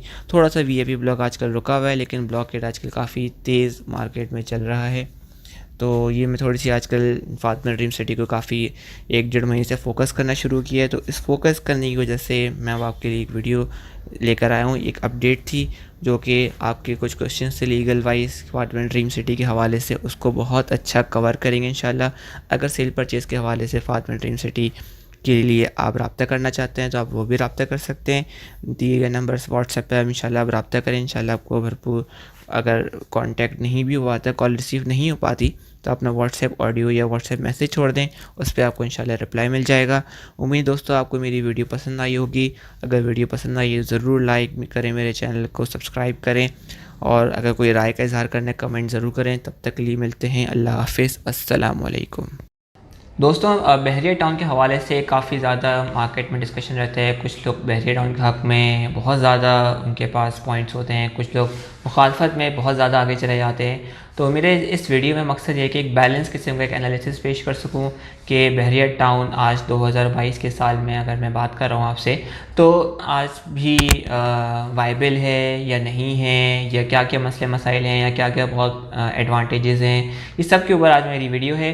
तो अस्सलाम वालेकुम, मेरे चैनल प्रॉपर्टी की दुनिया में आपको खुशामदीद। मैं रोहान सईद, और वीडियो शुरू करने से कबल आप मेरे चैनल को ज़रूर सब्सक्राइब कर लीजिए, लाइक का बटन प्रेस करिए और बेल आइकन का बटन भी प्रेस कर दीजिए ताकि आने वाली मज़ीद इंफॉर्मेटिव वीडियो से आप आगाह होते रहेंगे। बेल आइकन से बेसिकली ये होगा कि आपको नोटिफिकेशन पे भी हमारी नेक्स्ट वीडियो जो भी आती है वो आपको नज़र आएगी। तो सबसे पहले तो एक तबका हमारे पास एक ऐसा मौजूद है जो कि बहरिया टाउन के लिए बहुत ज़्यादा वो मार्केटिंग करता है, बहुत ज़्यादा वो तारीफ़ों के पुल बांध देता है जायज़ या नाजायज़ स्टाइल में। और एक ऐसा तबका भी मौजूद है कि वो हर तरह से उनकी कोशिश होती है कि बहरिया टाउन की टांगें खींची जाएँ, या मुखालफत या बेजा मुखालफत का सिलसिला जारी रहता है और उसमें भी सिर्फ जज्बाती मामला नज़र आते हैं। तो मेरी कोशिश है कि बिल्कुल एक मुनासिब बैलेंस किस्म का मैं आपको एनालिसिस पेश कर सकूं। सबसे पहले मैं पॉजिटिव पॉइंट्स या एडवांटेजेस की बात कर लेता हूं। तो सबसे पहले तो अगर आप बहरिया टाउन में ऑब्वियसली अगर आप एंटर होते हैं तो एनवायरनमेंट डेवलपमेंट आपको एक आउटस्टैंडिंग नज़र आती है, जो कि कराची की रियल एस्टेट मार्केट में ऐसा पहले कभी भी नहीं था। तो ये बहुत मेजर एडवांटेज है बहरिया टाउन का, और इसमें नो डाउट बहरिया टाउन का बहुत ज़्यादा एक किरदार है कि कराची की रियल एस्टेट इकॉनमी को उसने बिल्कुल एक बदल के रखने में बहरिया टाउन का काफ़ी किरदार है। और अगर आप एंटर होते हैं तो ओवरसीज़ पाकिस्तानी ख़ास तौर पे वो बहरिया टाउन की डेवलपमेंट देखकर काफ़ी ज़्यादा इंस्पायर होते हैं। इसका रीज़न ये कि अगर आप दुबई जा रहे हैं या आउट ऑफ कंट्री में कोई भी आप एक डेवलप्ड कंट्री में जाते हैं तो वो इंफ्रास्ट्रक्चर आपको बहरिया टाउन भी दे रहा होता है। इन्वायरमेंट और development state of the art आपको नज़र आती है। जिना एवेन्यू जितनी चौड़ी सड़क है तो मेरे ख्याल से कराची में शायद ही कोई इतनी चौड़ी सड़क होगी। उसके बाद अगर मैं आपसे बात करूं तो लाइफस्टाइल, अगेन जब डेवलपमेंट और इंफ्रास्ट्रक्चर एनवायरनमेंट इतना बेहतरीन है तो लाइफस्टाइल भी जाहिर सी बात है, थीम पार्क है आपके पास, डेंजू वगैरह और भी, आईफल टावर और भी रिक्रिएशनल एक्टिविटीज़ काफ़ी ज़्यादा आपको नज़र आती हैं। तो इसलिए कराची का अगर आप एक तरह से कहें तो पिकनिक स्पॉट भी बहरिया टाउन बन चुका है। ये एक अलग बात है कि बेहतर था या नहीं था, बहरहाल लेकिन ये पिकनिक स्पॉट के तौर पे भी कराची में एज आ मशहूर हो गया है। एक और जो मेजर प्लस पॉइंट है मैं बहरिया टाउन का समझता हूँ जो है इसका ड्रेनेज सिस्टम। ड्रेनेज सिस्टम, एक तो बहरिया टाउन जहाँ पे बना है वो एक नेचुरली ऊपर की जगह है। नेचुरली मैं बात कर रहा हूँ, जैसे हमारे कराची में गुलिस्तान जौहर का इलाका है वो नेचुरली ऊपर की जगह पे है। अब DHA है वो नेचुरली नशेब का इलाका है, नीचे की तरफ है, तो वो उसके लिए आपको बहुत ज़्यादा आपको प्लानिंग की ज़रूरत है। DHA के अंदर जब उस वक्त जब वो बन रहा था तो उसकी आप पूरी मास्टर प्लानिंग में बाकायदा ड्रेनेज का जो इंतज़ाम है वो मौसर हो, इफ़ेक्टिव हो, जो कि आजकल आपको नज़र आता है। जो भी बारिश होती है सबसे पहले DHA डूब जाता है और वो डूबता भी है तो 2-2, 3-3 दिन तक के लिए डूबा ही रहता है। पानी निकालने के लिए मोटर्स का इस्तेमाल करना पड़ता है। बहरिया क्योंकि एक अप साइड पर है, ऊपर की तरफ है, तो अगर आप थोड़ा सा भी बेहतर ड्रेनेज सिस्टम रखते हैं या डैम्स ही लोगों ने बनाए हुए हैं तो पानी काफ़ी इफेक्टिवली निकल जाता है, पानी कहीं भी नहीं रुकता। ये काफ़ी प्लस एडवांटेज है बहरिया टाउन के लिए, जिसकी वजह से बहरिया टाउन 2020 में भी काफ़ी हिट हुआ था इसी तरह की बारिशों के बाद। तो ये बड़ा एडवांटेज है बहरिया टाउन के लिए कि इसका ड्रेनेज सिस्टम है वो जाहिर सी बात है अभी तक गुज़श्ता 8 साल से काफ़ी ज़्यादा कामयाबी से बारिशों को, कराची की बारिशों को बर्दाश्त कर रहा है और काफ़ी अच्छा रिस्पांस दे रहा है। तो लोगों की चॉइस, बहरहाल लोग एंजॉय करते हैं बारिशों को वहाँ पे। बहरिया टाउन की मार्केट में जब से एंट्री हुई 2014 से, तो उन्होंने प्राइवेट बिल्डर्स को भी एक कंपटीशन दिया है कि आप भी डेवलपमेंट की तरफ जाएं, ना कि उससे पहले तो प्राइवेट बिल्डर्स का ये हाल था कि प्रोजेक्ट लॉन्च करते थे और कोई डेवलपमेंट सालों साल तक भी कोई उनको फ़िक्र नहीं होती थी, कोई डेवलपमेंट कर दें, कोई इस तरह का सिलसिला हो, इनको कोई फ़िक्र नहीं थी। लेकिन जब से बहरिया टाउन आया है, नो डाउट इसने कंपटीशन दिया है, काफ़ी नए बिल्डर्स भी आए, GFS वगैरह आए हैं और भी बिल्डर्स आए हैं, अलगफूर वाले हैं, इवन DHA सिटी को, और जो भी नए बिल्डर्स आ रहे हैं, अगर आप सुपर हाईवे पे देखते हैं काफ़ी सारे बिल्डर्स के प्रोजेक्ट्स आ रहे हैं, तो उन्होंने कंपटीशन का एक मेयार काफ़ी ऊपर किया है नो डाउट बहरिया टाउन ने। और अब बिल्डर्स फोकस करते हैं डेवलपमेंट पे और फोकस करते हैं कि इंफ्रास्ट्रक्चर बेहतर दिखाने में, चौड़ी सड़कें, ग्रीनरी और रिक्रिएशनल जो भी वहाँ पे एवेन्यूज़ हैं उसको दिखाने के ऊपर या बनाने के ऊपर, मार्केट करने पर काफ़ी फोकस करते हैं। जैसे पंजाब में भी मैं देखता हूँ कि कंपटीशन काफ़ी अच्छा है कि प्रोजेक्ट लॉन्च होने से पहले काफ़ी ज़्यादा इंफ्रास्ट्रक्चर वो लोग रेडी करते हैं। अनफॉर्चुनेटली कराची में अभी भी वो उस लेवल का तो डेवलपमेंट ऑफ इंफ्रास्ट्रक्चर नहीं है, लेकिन बहरहाल बहरिया ने कंपटीशन बढ़ाया है और इंफ्रास्ट्रक्चर अब पहले से बेहतर, आपको कोई भी नई सोसाइटी जब लॉन्च होती है तो जैसे गौहर भी है या और भी सोसाइटीज़ हैं, तो वो आप कोशिश करते हैं, उनके माइंड में होता है कि अच्छा डिलीवर करना है या बेहतरी अच्छी करनी है। तो ये इनका माइंडसेट अब एक कराची की रियल एस्टेट प्रॉपर्टी में प्राइवेट बिल्डर्स के ऊपर भी प्रेशर आया है। लास्टली स्कीम 33 है या स्कीम 45 है या मलिर मेमन कोर्ट का इलाका है, इसको अगर आप समझते हैं कि ये जो जितना ऊपर गया है उसके ऊपर बढ़ने में बहरिया टाउन का ही किरदार है, मैं ये समझता हूँ। 2014 में जब बहरिया लॉन्च हुआ था उस वक्त स्कीम 33 की इतनी हाई डिमांड नहीं थी, उसी की ही टाइम फ्रेम में ही स्कीम 33 काफ़ी ऊपर गया है, लोगों ने रिहाइश करी है, क्योंकि रीज़न ये था कि बहरिया के करीब था। इसी तरह मलिर का मेमन कोर्ट का जो इलाका है जहाँ पे मलिर टाउन, अल जदीद और भी सोसाइटीज़ ठीक ठाक है, फातिमा ड्रीम सिटी है, इकरा आयशा रेजिडेंशिया है, ये सारे जो लॉन्च हुए हैं ये बेसिकली इसमें किरदार काफ़ी हद तक ये रहा कि बहरिया के करीब हैं, यहाँ से डायरेक्ट रास्ता बहरिया टाउन के लिए निकलता है कराची की तरफ से, अल्टरनेट रास्ता। तो इसमें ये वजह भी स्कीम 45 भी या मेमार के आगे जो भी इससे आबाद हो रहे हैं, तो इसमें काफ़ी हद तक हम इसको कह सकते हैं कि बहरिया की लोगों ने जहन में माइंड रखा हुआ है कि ये बहरिया से करीब हैं और कराची के और बहरिया के दरमियान में आते हैं, तो वो भी उसको आप ऑप्ट करें इस ऑप्शन को। जैसे सादी गार्डन या और भी बहुत सारी सोसाइटीज़ हैं, तो इन लोगों के जहन में अब ये ऑप्शन आया जिसकी वजह से लोगों ने हमारे रिहाइश भी करी है और उनकी प्राइसेस भी अब ऊपर गई। तो इसमें भी मैं समझता हूँ कि बहरिया का किरदार नज़र आता है। ये तो मैंने आपको सब अच्छी बातें बता दी हैं, अब आते हैं दूसरी साइड पर कि बहरिया के प्रॉब्लम्स और मसाइल क्या हैं, और वो ठीक ठाक सीरियस मसाइल और प्रॉब्लम है। सबसे पहले मैं समझता हूँ लीगल और लीज का जो नंबर है वो नंबर 1 मसला है बहरिया का। अभी तक वो ही झगड़ा रहता है कि क्या एरिया लीगल है, क्या एरिया लीगल नहीं है। बहरहाल एक मैप भी इशू हुआ कि बाउंड्री के पार वाले वो हैं जो कि लीगल नहीं हैं, बाउंड्री से अंदर वाले लीगल हैं। और लीगल वाले भी जो इलाके हैं जो कि बहरिया कहता है कि लीगल हैं, लेकिन उनका कोई लीज़ का सिस्टम अभी तक इशू हुआ ही नहीं है, तो बैंक्स तो लोन दे ही नहीं सकते क्योंकि लीज़ का सिस्टम इशू नहीं हुआ है। तो बैंक्स कैसे लोन देंगे? तो अभी तक इनकी जो लीगल या लीज़ के अतबार से क्रेडिबिलिटी ऑन क्वेश्चन मार्क है। ये आप किसी से भी जो भी सपोर्टर हैं बहरिया के, वो इस बात को मानते हैं कि अगर बहरिया लीज़ होता या प्रॉपर बैंक के लोन्स मिल रहे होते तो बहरिया आज कहाँ से कहाँ होता, और अच्छी खासी हो सकता था कि बेहतर आबादी भी वहाँ पे हो चुकी होती। लेकिन अगेन बहरिया ने इस तरफ कोई फोकस नहीं किया कि लीज़ की तरफ सिलसिला करे और उसको सब लीज़ देने लोगों को शुरू करे। अपने हाथ में सारा कंट्रोल रखा हुआ है क्योंकि इनको बिल्डर ट्रांसफ़र की मद में कमाना है, और बिल्डर ट्रांसफ़र की मद में जब तक वो कमाने के मूड में रहेंगे और एंड यूज़र के लिए वो उसको बात को कंसिडर नहीं करेंगे, तो लीगल वाइज मैं समझता हूँ कि अगर कोई चीज़ की लीज़ नहीं मिल रही है या इस तरह के मामला हैं तो वो एक तरह से मल्टीप्लाई बाय ज़ीरो हो जाता है। क्योंकि जब से नस्ला टावर और ये दीगर सोसाइटीज़ के साथ प्रॉब्लम्स आई हैं, तो नस्ला टावर के बाद से लोग अब डिमांड करते हैं कि लीज़ हो, डॉक्यूमेंटेशन सारे कंप्लीट हो, मास्टर प्लान के मुताबिक सारी चीज़ें हों। लेकिन अनफॉर्चुनेटली इस मामले में बहरिया ने कोई मदद नहीं करी एंड यूज़र्स के लिए। तो एक बहुत बड़ा जो पोर्शन एंड यूज़र का है वो सिर्फ इस वजह से इन्वेस्ट नहीं करता बहरिया में कि यहाँ पे लीज़ नहीं है, जो कि मैं समझता हूँ कि उनका एक बिल्कुल राइट चॉइस है। क्योंकि अगर लीज़ होगा तो एक लोगों के अंदर अपनी एक जो इन्वेस्टमेंट की सिक्योरिटी है वो ज़्यादा आती है।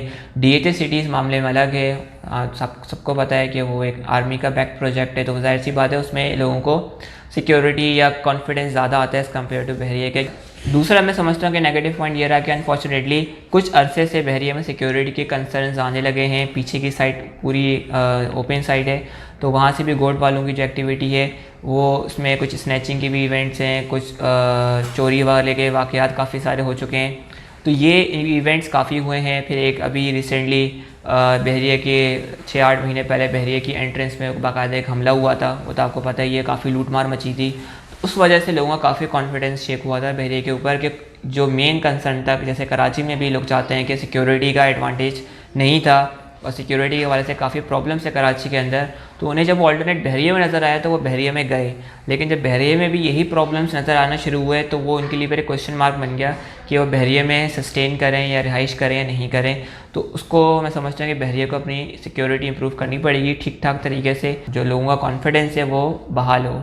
अच्छा, उसके अलावा मेंटेनेंस चार्जेस भी उन्होंने हाई लगा दिए हैं काफ़ी ज़्यादा लोग इस पर गुस्से में हैं, नाला हैं कि इतने हाई मेंटेनेंस चार्जेस जो कि रिहाइश पजीर हैं और उन्होंने बहरिया टाउन में लगाए। तो उसकी वजह से भी लोगों का काफ़ी ज़्यादा एक मूड चेंज हुआ बहरिया के हवाले से और इन्वेस्टमेंट के हवाले से भी। और इसके अलावा मैं एक और बात ये समझता हूँ कि प्राइसेस भी बहुत ज़्यादा अनड्यू हाई हो गई थी।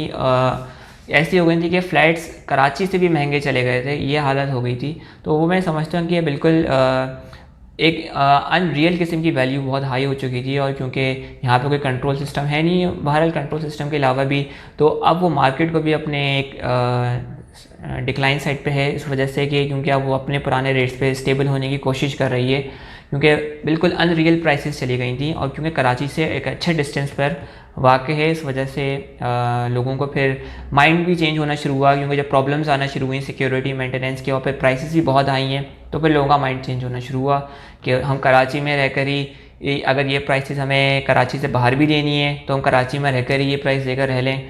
क्योंकि लास्ट में जो प्रॉब्लम मैं आपसे डिस्कस करता हूँ कि अभी भी बहरिया टाउन जो है वो कराची से एक अच्छे डिस्टेंस पर समझा जाता है जो बहरिया टाउन में लोग रहते हैं। क्योंकि बहरिया का गेट तो एक है, लेकिन आप अंदर कितना रह रहे हैं वो एक अलग डिबेट या अलग क्वेश्चन है। लोगों को 20 मिनट 15 मिनट की ड्राइव करके तो बहरिया के गेट पर आना पड़ता है, फिर वो कराची सुपर हाईवे की तरफ जाते हैं, सुराग बोर्ड या जहाँ भी कनेक्ट करते हैं, लियारी एक्सप्रेस वे कनेक्ट करते हैं। तो एक जो नॉर्मल क्राउड है, अगर वो किसी से मिलने जाना है, कोई शादी में जाना है फैमिलीज़ को, या कोई हॉस्पिटल वगैरह में जाना है, तो उनके लिए पूरा एक सब्जेक्ट है, एक टास्क है कि उस दिन के उनको वहाँ जाना है। अगर आप कराची में हैं, कहीं गुलशन फेडरल भी एरिया जौहर में या बहादुराबाद में डिफेंस में कहीं भी आप रह रहे हैं, तो आपके लिए कम्यूट करना आना जाना काफ़ी आसान है। सदर जाना है, कहीं भी जाना है, एयरपोर्ट जाना है, इवन आपको रेलवे स्टेशन जाना है, उसके अलावा फिर आपके पास हॉस्पिटल्स में भी काफ़ी लिमिटेड ऑप्शंस हैं, 2 या 3 लिमिटेड हॉस्पिटल्स हैं। कराची में आते हैं तो आपके पास जिस भी रेंज में हम हॉस्पिटल चाहते हैं आपको अपने हिसाब से रेंज में मिलता है, प्राइवेट हो गवर्नमेंट हो।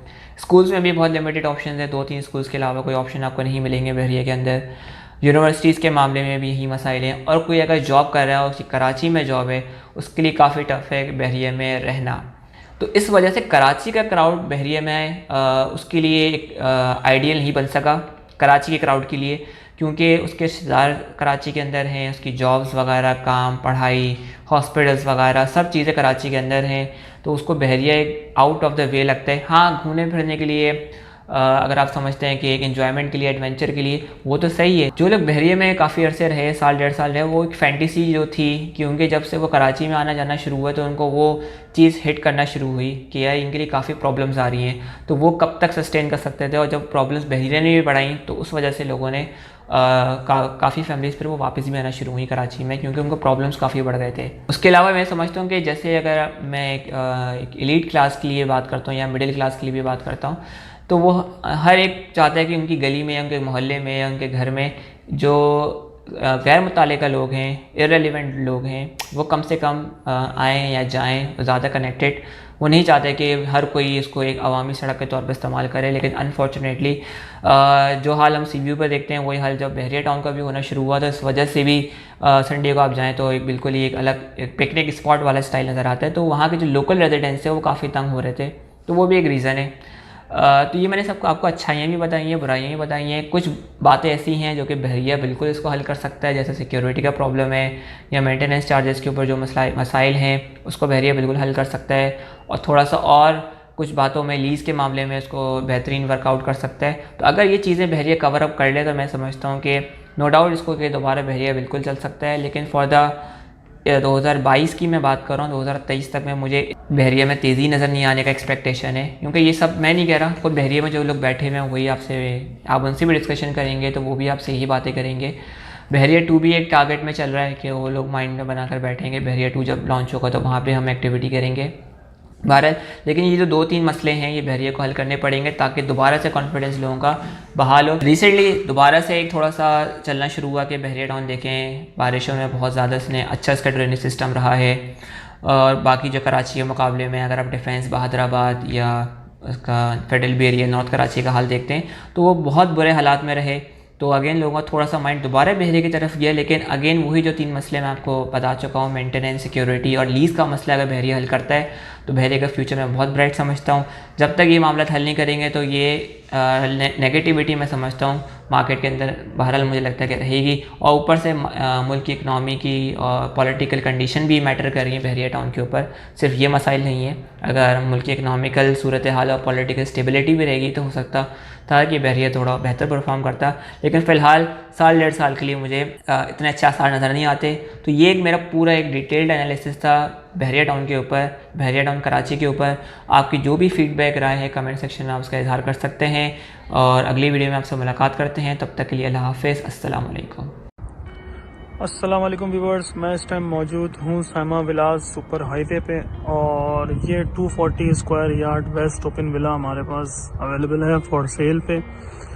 ये मेन 100 फीट रोड फेसिंग है और ये सामने हाईवे है, हाईवे के गेट के बिल्कुल करीब है। नीचे 3 बेड ड्राइंग लॉन्च और एक ऊपर रूम का ये विला है। ये हमारे पास मुनासिब कीमत में अवेलेबल है, जो लोग कांटेक्ट कर सकते हैं और नीचे दिए गए नंबर पे कांटेक्ट करें। इस साल के आखिर में यहाँ साइमा विलास